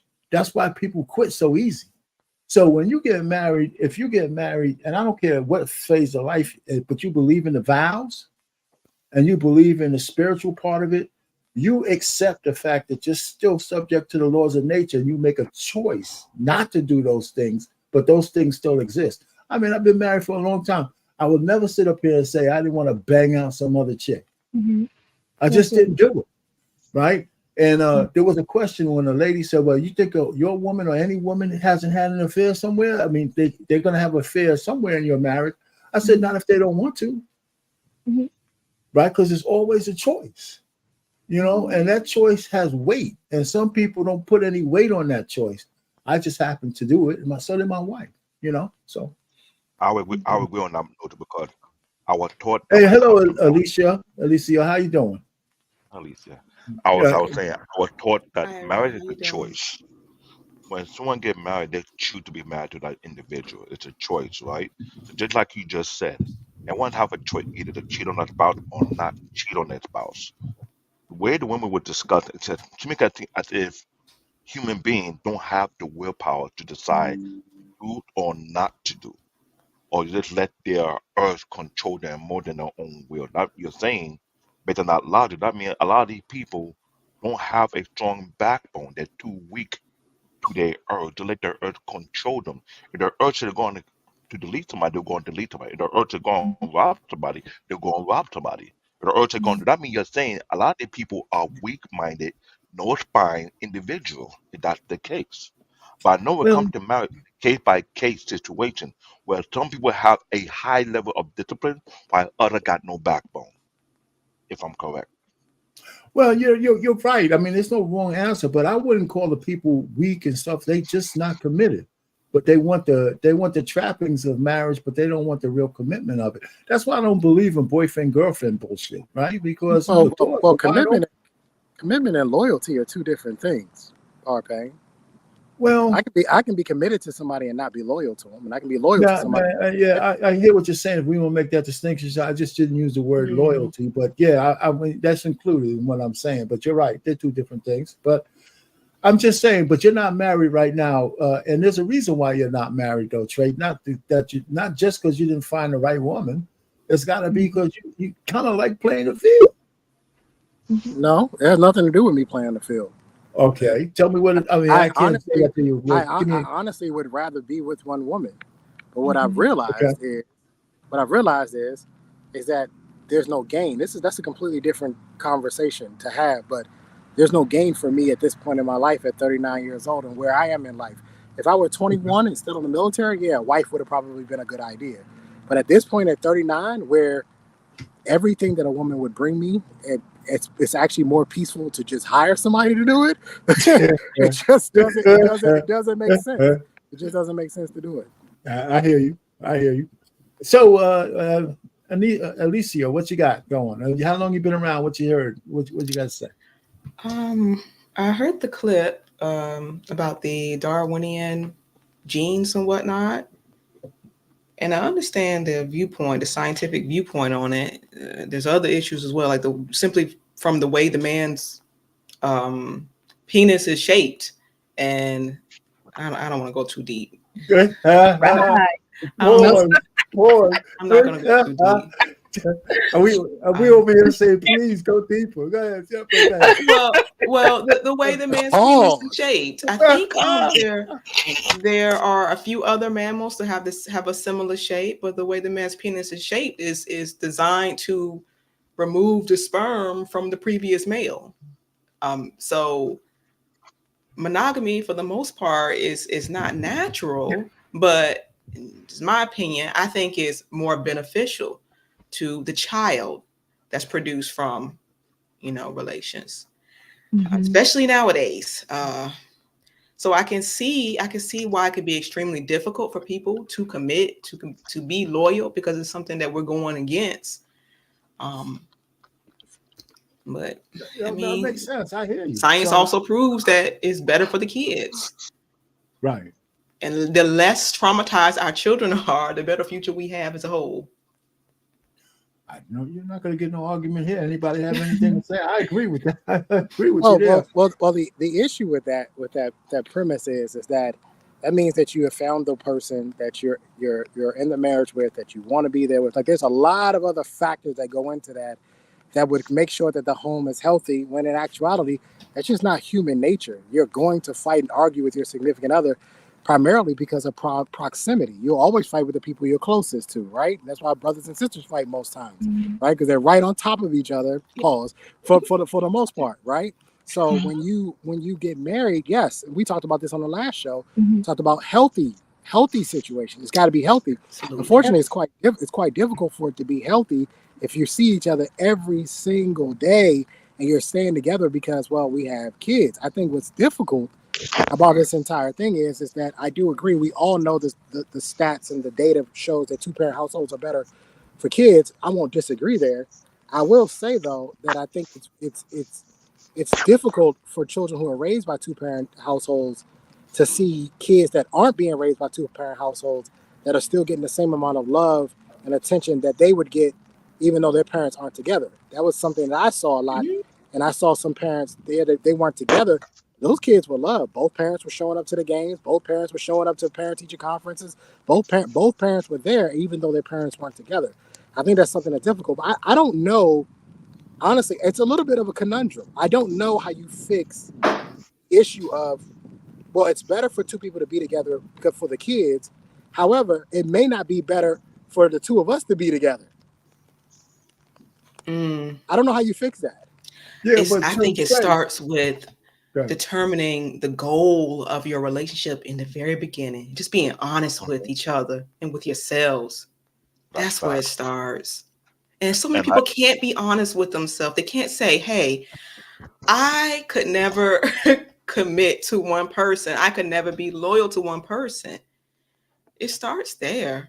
Alicia, if men were honest, the marriage rate would be 1 or 2%.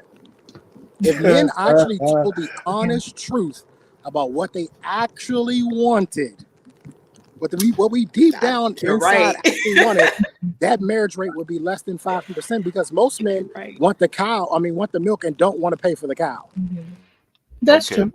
But still, the thing is, even though we get in these situations, we never allow for when there is transition. When I'm growing and I'm doing something new, or if my husband is changing, we don't change. We don't acclimate. We don't adapt. We just want to remain the same.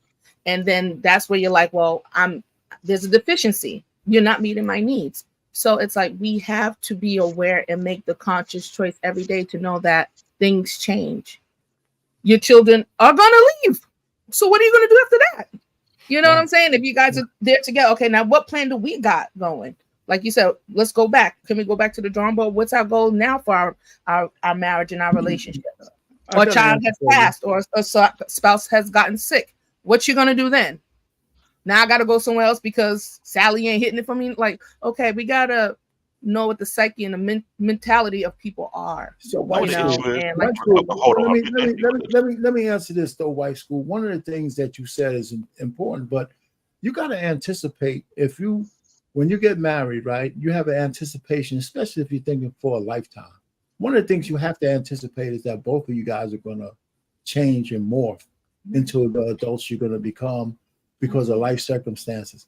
You also have to realize when you have children that you only rent them for a certain period of time. Absolutely. And so that's some things you can anticipate, you know. And like I said, I know we don't need to go anecdotal, but some of the things that if you're a married man or a married woman, you got to make sure the connections you have with your spouse is still there when the kids are out of the house. When they call empty nesters, there's a whole thing about empty nesters. Empty nesters. And how to deal with that.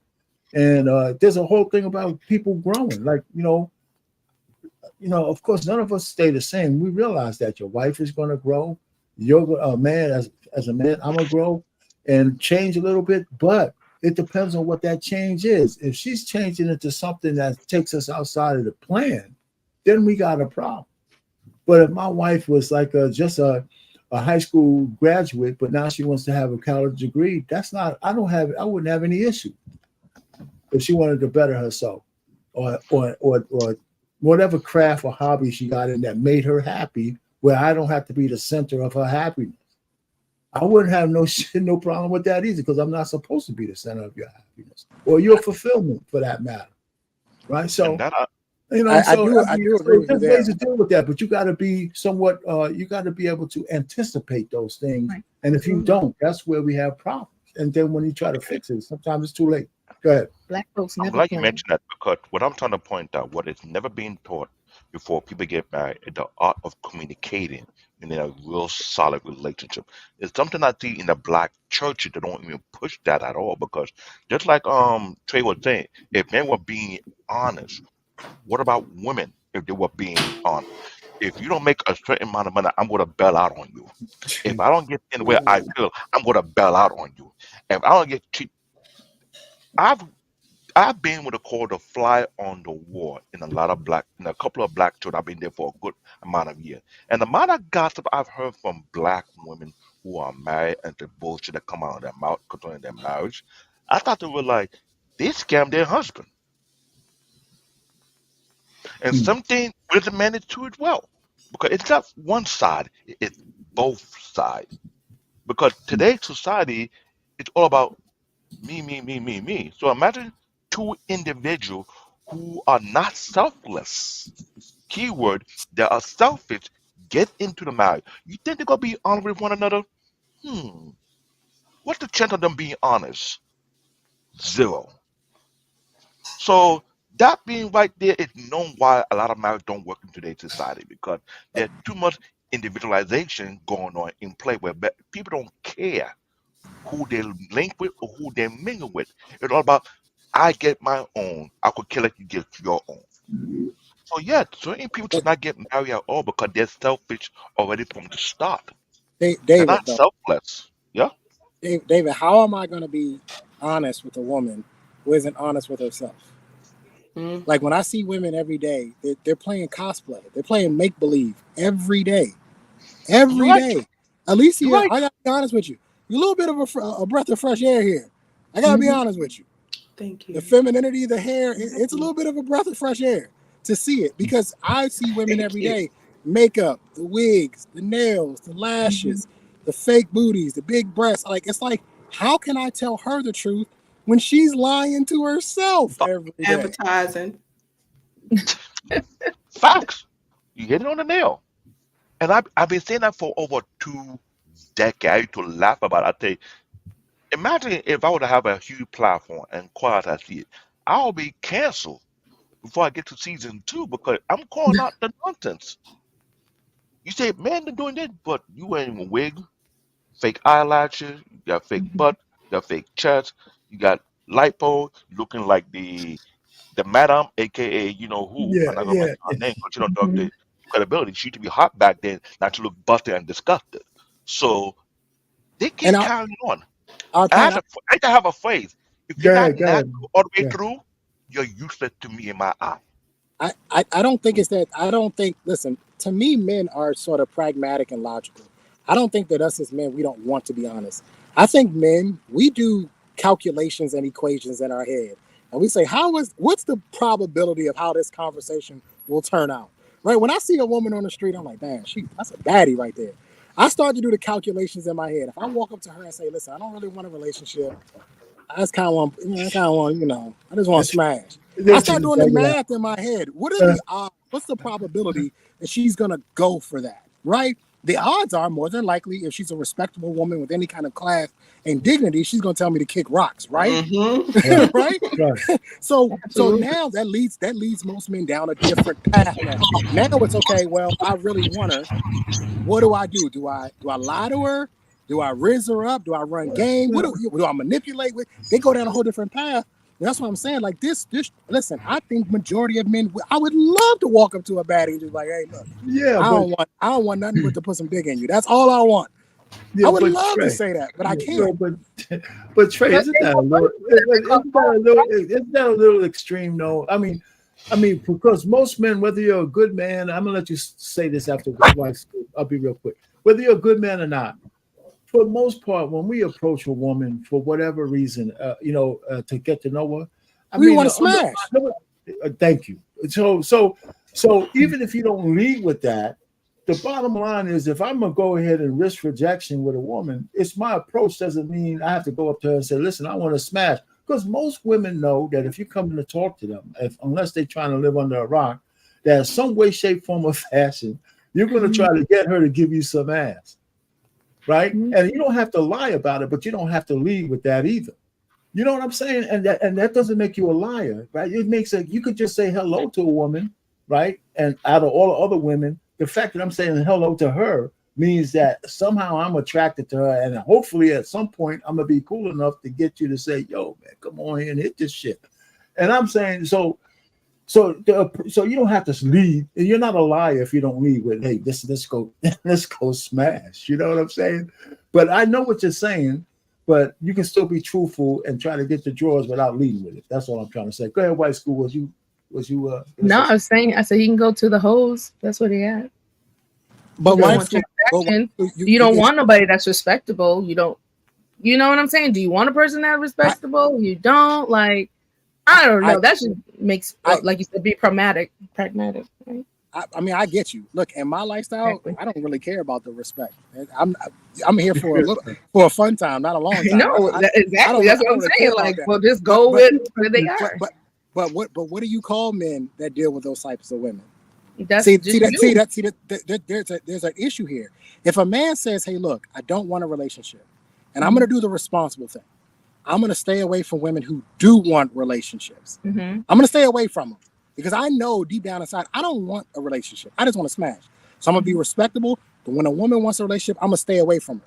Oh. I'm going to go deal with the women who maybe they pay for play, or maybe they're hoes, or maybe they're sluts, or maybe they're whatever. Right? Okay. I'm going to go deal with them.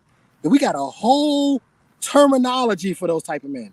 We shame them. We call them tricks and simps and all this other stuff. When in actuality, if you really break it down, if this man knows that he doesn't want a relationship, he's actually doing the more responsible thing by staying away from those women and leaving them alone. Absolutely. I don't see no objection to it. Mm-hmm. I mean, I'm not calling you anything. It's just that I'm saying more society. Oh, society. Okay, yeah. I mean, if a person's choice, if they are not satisfied or where their life is, it's usually because it's based on your choices. So if that's your choice and you're finding success in that, then that's cool. Do that. So just to kind of based on that what you just said, I hear a lot of women saying that, oh, they can't change the man. Meaning, the man don't want a relationship, but in the back of your mind, you think you can change that into. Why do we have these women out here saying that nonsense, and later on when they get burned, man, ain't shit. But you said out in your own mouth, telling your girlfriend, "Oh, I could change that man. Oh, I can change this one. Oh, I can change that one." None of you can change your goddamn drawers, okay? Yeah. There's no right or wrong answer to how you look at it. One of the things I think about men, and I want to just get back a little bit to the title, but about men and women and our dynamics sexually, right? And I think men understand this, and I think women do too, but they try to deny it. I said, if you just want to smash a woman and she lets you, and if it's just a one-off and that's it, that's one thing. But if she invites you back and you go back, over a course of a short period of time, you tend to she has feelings for you. Mhm. She's growing feelings for you. I don't care what kind of woman it is. Absolutely. If she's inviting you back, she's growing feelings. So even if the intention for both of you was just to hit, friends with benefits, at some point it always gets skewed. And you'll be able to tell when the first time she says, well, I thought you was going to call me.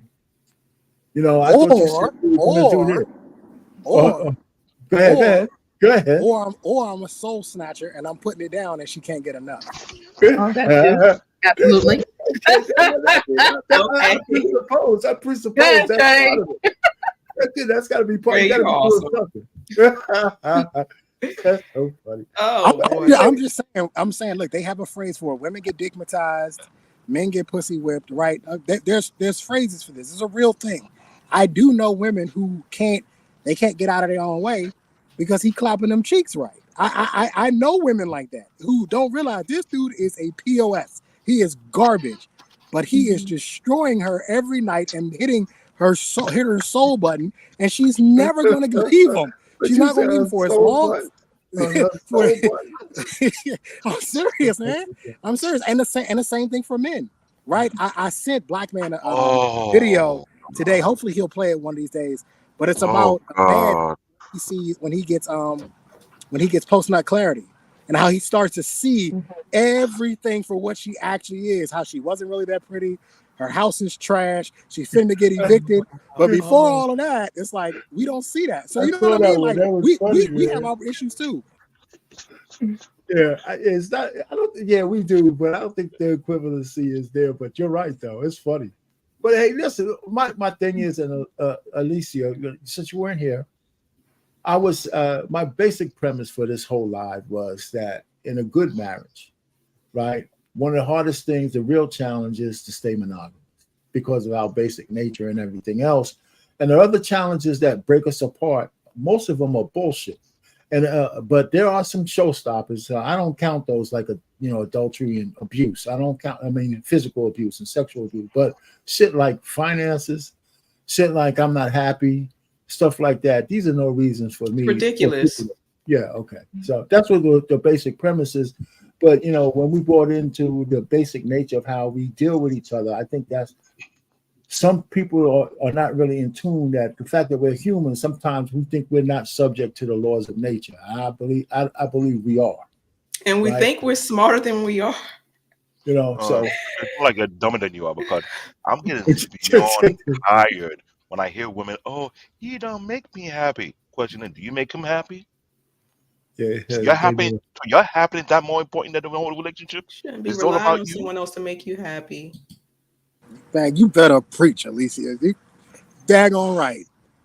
Nobody can. But the thing is, like the thing is, we don't know our own. We talk about pathology. We don't even know our own pathology. Mm-hmm. We don't know our own traumas, and so we're making these decisions from a misinformed, construed point of love.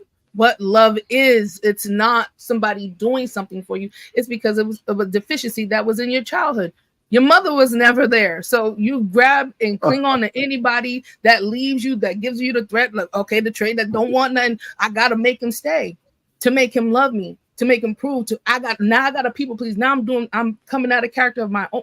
It's all messed up. We're so messed up about our view on what love is, what commitment is, what integrity is, what character is. We don't know nothing. And that's why we need to really sit back, do the work, probably, delay certain things until we really have a balanced understanding of the sanctity of marriage, what marriage is, what, interaction with a man and woman is, you know what I'm saying? And then we can make a accurate assessment that, okay, I want to be with this person. Okay, I want to come into union with them and commit to that. You know what I'm saying? And when I do get triggered, when I am not happy, I gotta identify that and not blame it on Rick, not blame it on Brenda, when it's something that's really going on within myself, a battle within myself. Hey, Arpang, you know what I wish could happen, just for about 30, maybe 45 days. I wish that women could have the amount of testosterone that men have, just for 30 to 45 days. There was a woman. She was going through a transition. She was transitioning to be a man, and she had testosterone shots, and she got a small dosage, nothing compared to what men have naturally. She got a small dosage. She said she was horny all the time. Mm-hmm. She couldn't control it. And she said, if this is even half of what men go through, she goes, I get it now. She goes, it makes sense. I think a lot of the problem is women don't understand how the male anatomy and how this actually works. There was once a study that was done that said that men think about sex once every 4 seconds. That's insane. Mm-hmm. That's insane. You guys have no idea, especially when you start to get into the age. I know I really didn't really start feeling it until like 30. When I turned 30, like something happened. And all I wanted to do was hump something, like all the time.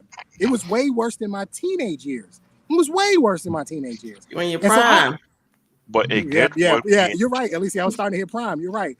But I think what women don't understand that this is something that it's primal. It's biological. We are this way. And so when you have a man who's saying, I'm going to get married, I don't think women truly understand what he's willing to sacrifice. I don't think women understand. I don't think they get it because they've never had that feeling. They don't know what that feeling. When they give their body to a man, that's because that's the man they want to be with, right? So it's just a little bit different for us. For us, it is as satisfying sometimes as taking a piss. Men can take a piss anywhere. We can do it anywhere. Well, we know. Yeah, but the other part though, Trey, what you said is correct. Though. Women don't have no idea both ways. One, on the urge that men have. And then when they don't understand when they say yes, it's going to be your job to satisfy that Absolutely.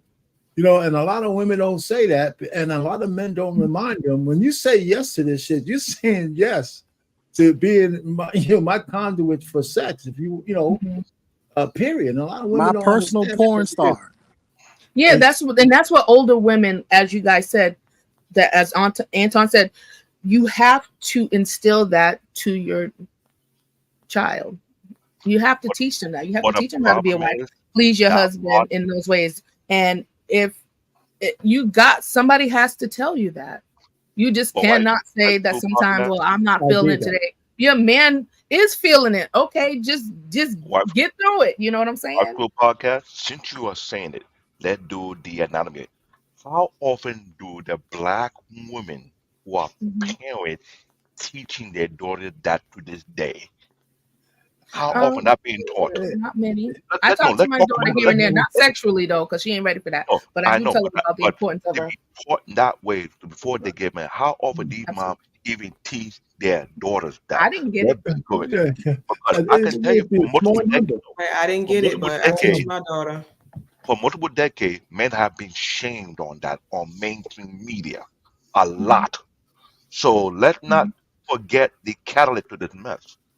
From the 70s to the 80s to the 90s, all these talk shows, what were the most number one target about how men think, how men act, how men don't know how to control themselves? Okay.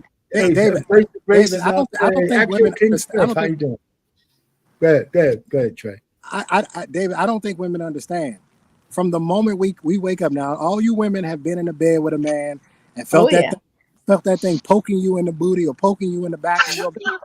I'm being dead serious. It starts from the moment we wake up. Think about this. 365 days a year. We're waking up the same way every day. I don't think women, when you really break this down, I really truly don't think women understand this. And because they don't understand it, they can't teach their daughters that, listen, your boyfriend's going to be horny all the time. They can't teach it because they don't have the concept themselves. One of the things I told my sister when she went to college, she went to Delaware State. I pulled her to the side. I said, listen, you are here for one reason and one reason only, and it ain't to get no damn diploma. It is to find a husband. I told her that at 18. It's to find a husband. You are here to find a husband. I'm trying to help you out so you don't end up like how she is right now, which is 35 years old, single, and no kids. I was trying to save her from this. I knew back then. I knew some 17 years ago to try to help her out. And I said to her, listen, I'm not telling you to be the nastiest, freakiest woman here on the campus, but I'm telling you to be the nastiest, freakiest woman here on the campus because you're going to need them skills to keep your man. I'm just being honest. We don't want starfishes and we don't want women We don't want. I told her the truth that the man you want, he's going to want to have a lot of sex. You in college, they want to have sex, and he's going to have it with you. He's going to have it with somebody, but he going to get it. They going to get it one way or another. So if you're here and you're looking for a husband, there's things you need to know. There was a video of a lady that was at a church. They were having an interview, and they asked the lady. She was an older lady. She was in a marriage for like, I don't know, 40 some odd years. And they asked her, how do you keep your man satisfied? She got up. She walked across the thing. She tried to whisper. She forgot she had a mic on, and she said, "Stuck that D." That's what she said. That's how you keep your man. There's somebody who understands how men operate. Am I lying, David? No, you're not lying. It's true. You're not It's You're telling the truth. but it's not being taught. But that's part of it, not being taught. But it's also the women who actually get married. A lot of them don't think they're obligated to do anything in the marriage anymore. Yeah. Right. So you sit on these panels, but I don't want to just make this about women. But yeah. But if we're talking about marriage, if we're talking about marriage, we have obligations as men. Women have obligations as women to the marriage, and sex is a big part of it. It really is, and I think it's always been downplayed because men like Trey up here don't speak freely. They're telling a woman who's a wife that one of your obligations is to get down there and make sure this guy has his balls are drained on a regular basis, one way or the other. Yeah, and boss man. Sorry. Go ahead. No, I'm saying boss man makes a valid point that both parties have to remain desirable. That's key. Yes, absolutely. Absolutely. That is absolutely true. There are a lot of women who want to be, they want to be that kind of wife, but then, you get older, things start getting looser, gaining weight and whatnot, on both sides, and it's just not appeasing, or habits start changing. And I'm glad you say that. Well, I gave my wife a Medal of Honor because I just happened to break all the mirrors in the room and shit after I got fat. So I said, you don't have to look at me. I put a mask on and shit, look like Idris Elba and shit. I said, no, have at me. You know what I'm saying? So she got satisfied. So now I could actually turn the light on now and shit. And so that's a plus. But you know what? I've got to be funny. But hold on. Let me just finish this. When you stay married for a long enough time, when I look at my wife, I still see the woman that I married. I can see the age and all that stuff, but I can still see past that to the woman that I married. So there's enough spark left there. So, and I don't know if it's in reverse. I can't speak for her. But but she keeps coming at me, so I that's that emotional connection. Now that you just said that, I'm gonna ask you a question. You wear the mask of the rock on your face sometimes if you have to. And when I say desirable, I mean emotionally as well, not just physically. You're right. You're absolutely right. But so what? Men need to teach y'all something too. When you're not in the mood, I say this before. This is one tip for Mr. Payne to all you women out there. There's always the angry hand job. There's always the angry hand job. And just go ahead and take it. It'll give you some chocolates. What the hell are you getting married for if you're getting hand jobs? No, I didn't say that don't make no sense. No, that's a one-off. No, that's surprise in the middle of the night. It's a one-off. You want to surprise me in the middle of the night? You toot that booty up in the middle of the night. You want to surprise me? Oh my Lord. Hand jobs. Hey, listen, man. If you don't knock unless you ever had one. Man, you know what I'm talking about. You know what I'm talking about. Y'all start to rub that booty on them. Y'all turn your side to rub that booty on. That's surprised me with that. Okay, you schooled that too, but it's all on the table, man. It's all on the table. Oh, goodness. But I want to show y'all something. See how uncomfortable this conversation is. This is why men can't be honest. We can't. Okay, I'm a freak. I don't care, and I don't mind having these conversations because in church, I would say this is for single women, but for married women, that's a totally different. Like you are to, kind of be chaste with your sensuality in a sense, and then when you get married, turn it full on. They don't. Some women they just turn it off. Like, well, why did I get married? Like you guys said, And we have to embrace that sensuality. A lot of us women don't know how to do it. We feel uncomfortable, whatever, or that we had our whole phase, but then when we get our man, then we lock it down. Like, no, what is your problem? That is the point of marriage. And that Trey was talking about, like, no, toot it up in the air and get to your job. Okay, put your feather boa on and get to work, sis. And that's what they're looking Feather for. boa And is that's wild. why other cultures are stealing our our nice melanated man away, because they are disgusting. They And you know what, filthy. the men, they like a little bit of raunchiness.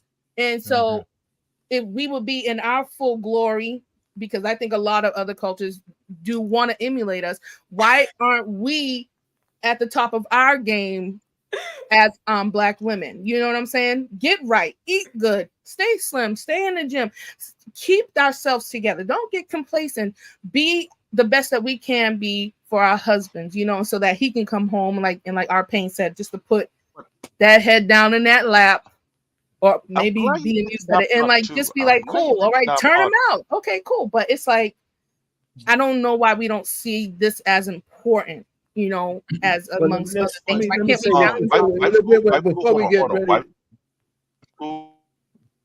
ready, Black David, hold on. I'm glad you mentioned that, because here's something. Okay. We gotta get to final. We gotta get to final thoughts. I'm glad you Black mentioned that, David, because that's what I also learned among a lot of as if they're being controlled.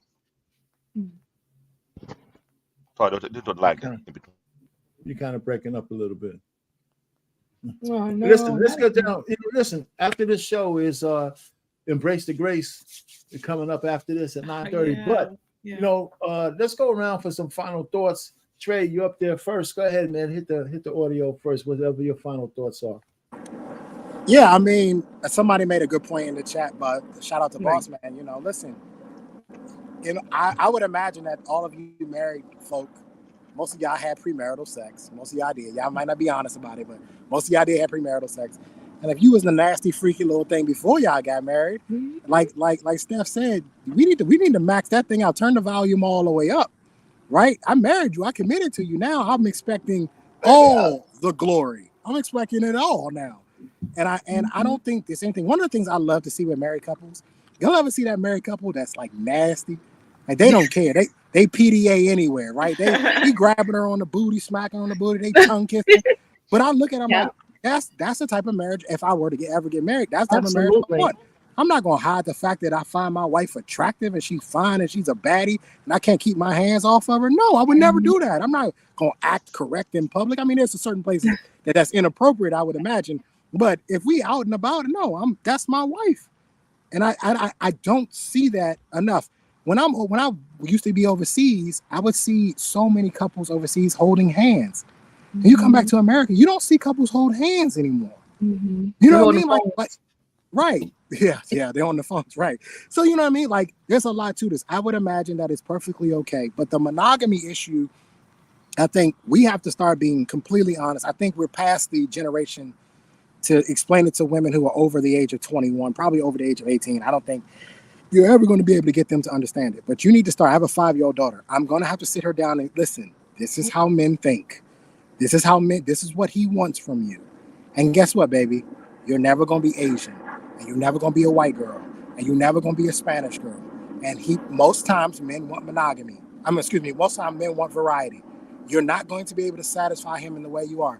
I have to be honest with her so she doesn't gain, because a lot of what you were talking about, Steph, is female ego. I have to be able to get her to understand your ego's going to get you in trouble if you think that you can satisfy this man by yourself. More than likely, you probably will not be able to. So you have to find the man who is saying, listen, that part of my life is over. I don't want to be out here in these streets doing all of that. I don't want to do those things anymore. It's good. It's out of my system. Or I'm a man of God. I'm a man of faith. I'm a man of this or whatever. There's several ways to go about it. But what you cannot do is think that you are so good and your box is so great that you're going to be the one. You the one. That's can't be the man's preference. That will never work. That will never work. He is either confirmed by his faith and his religion, what he believes in, or just himself, his values and his morals. That's it. Other than that, there's nothing that you're gonna be able. You can be the best woman in the world. There are a lot of great women out here that are supportive of their husbands, that respect their husbands, and they getting cheated on. It ain't got nothing to do with none of that. It has everything to do with him. So this whole monogamy thing, first lesson needs to be teach women how male nature is. It is a gruesome game. The male lion, he smashed all the female lions, not just one, all of them. And as a matter of fact, when he take over the pride, he kill the males, but he don't kill the females. You ain't never noticed that, did y'all? He don't kill the females. You want to know why? Because he gonna smash them when they get older too. That's how it works.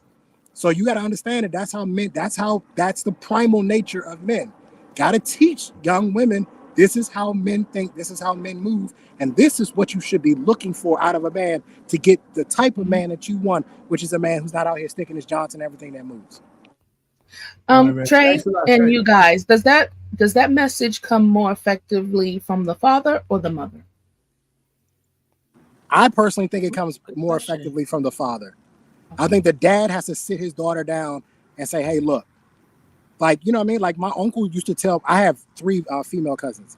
He used to tell all the time, I never forget, we used to go to her track meets because me and my cousin were 4 months apart. We would go to track meets, and obviously there'd be boys who want, she'd run track, you know what I mean? There'd be boys that want her. My uncle would tell her the whole ride home, he don't want nothing but to have sex. He don't want nothing but to do, he would tell her the whole ride home, and I think it stuck because she got married at a young age. You know what I mean? She got married young. So I think it stuck with her because he was honest and telling her, look, all he wants from you is sex. I think it has to come from whatever male figure is in her life. So let me add this one, and thanks, Trey, for that, because I want to go around the horn. But let me add one more thing to you, wife school. If the woman should edify what the husband says, what the man says. So if he says, well, if he should be the primary one, but he can't have his woman coming over and cutting his knees off by saying something wrong after that's said.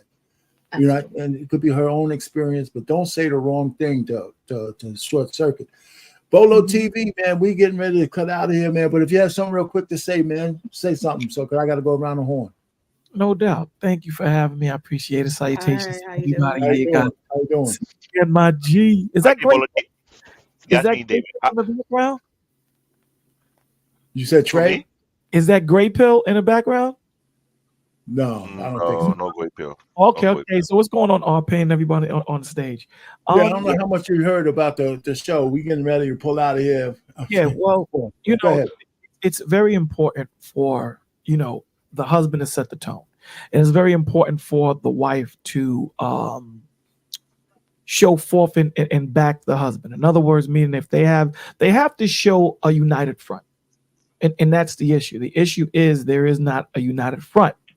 Everyone is trying to be the best parent or the best friend of their child. You have to realize that the scripture says a man should cleave to his wife and they should become one flesh. You don't do that with your children. You do that with your wife. You have to understand that they're going to grow up sooner or later and leave the nest. And that's what we have to understand, that it's you and me against the world. They're going to, grow up and hopefully get a family and continue the lineage on.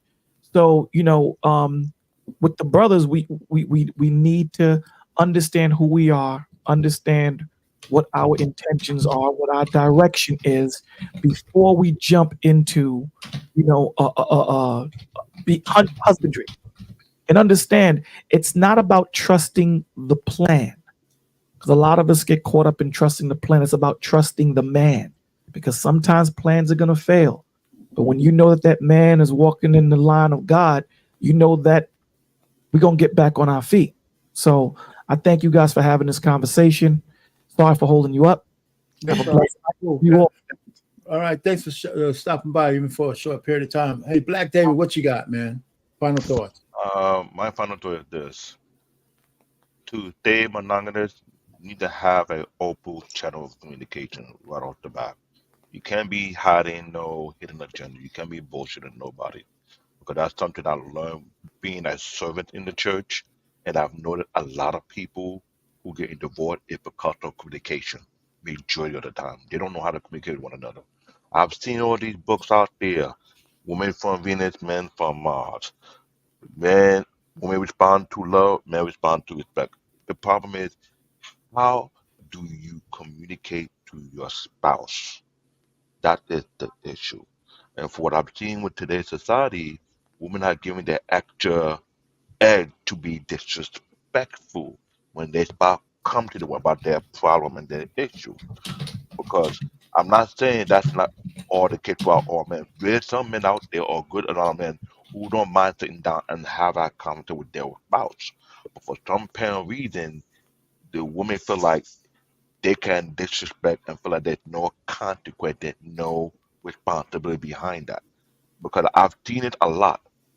Accountability and responsibility when it comes to relationship is always thrown on the man. It's the men's fault. But what about the women part? When it comes to that, I'm not saying attack the women now, but it's all for into communication. If you're not willing to have that hard fought conversation to know what the plan of what the guideline gonna be, don't get into no marriage. Just don't. Gotcha. Because there's no point in you doing that. It's a waste of time to get in a marriage and this man being bluntly honest with you and he going that same direction to carry you along with it and you being a backseat driver and he ain't doing shit. Because that man spent X amount of year busting his board and he feel like he get taken advantage. Two things can happen.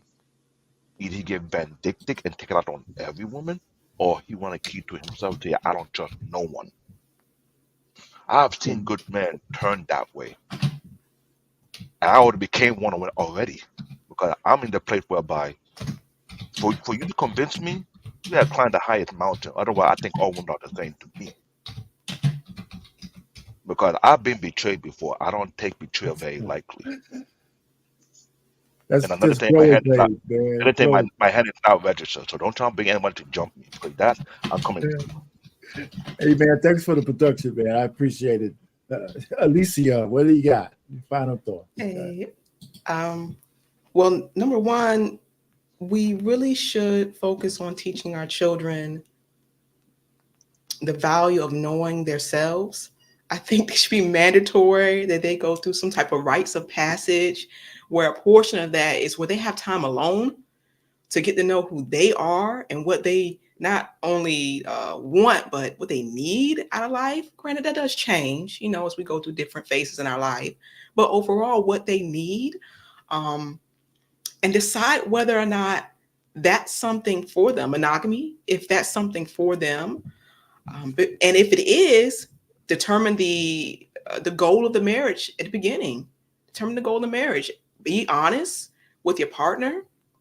Like as a man, you know, what Trey was saying, I need it every day, maybe multiple times a day.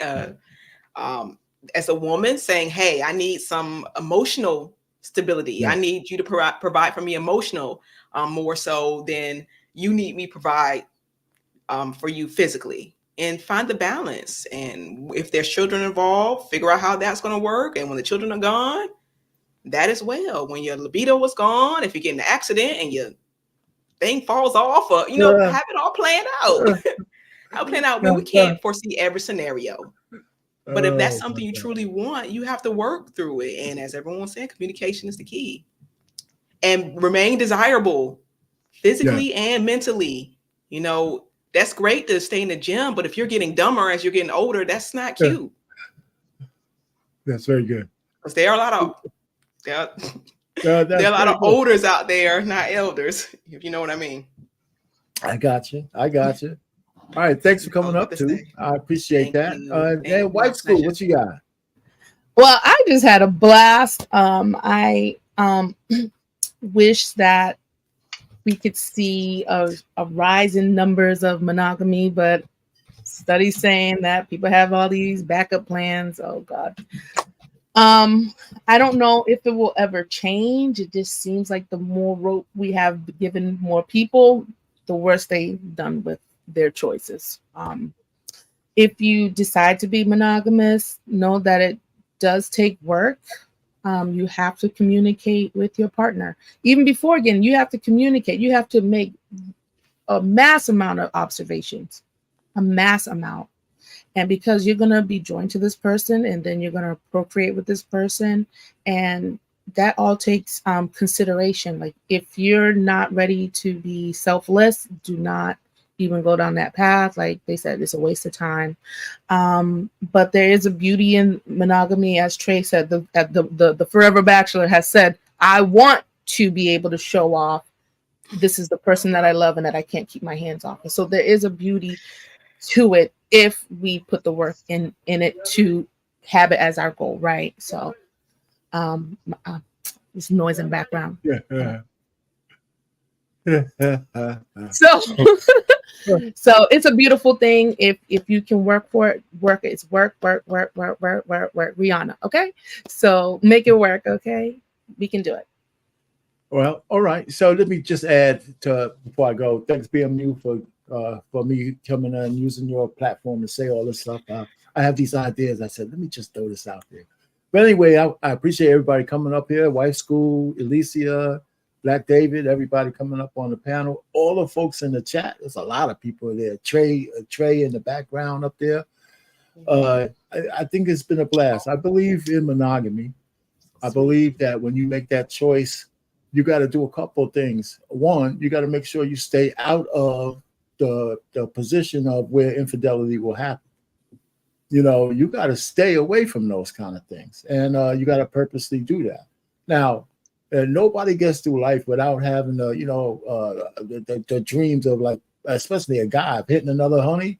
You just can't do it. I mean, I can see my own life. I traveled a lot for jobs, stayed in a lot of hotels. I did all that happy hours and stuff. And, you know, I think it was enough for me to know that every so often I could have got lucky. I just didn't do it. You know, so you get your ego stroke and you go home and, you know, you punch a couple of holes in the wall and that's it, you know. So so it's not really that difficult. But one of the biggest things about this whole live was that I think people shouldn't be married if they're not willing to do what it takes to fulfill their commitment, not only with monogamy, but staying married. Because the things that we get divorced for now is just bullshit. You know, so if you got some real showstoppers, like an abusive relationship with its physicality and things of that, or abandonment and things of that nature, you know what? There's some reasons, even if you're a Christian, to get divorced. You know, so I wouldn't feel guilty about that. But the frivolous stuff, maybe you should have worked that shit out before you said I do, both of you. So anyway, so with that, I appreciate everybody in the chat and everybody came up, and Bolo for coming in last minute. I appreciate that. Black David, you can take us out of here. Till next week. Good night.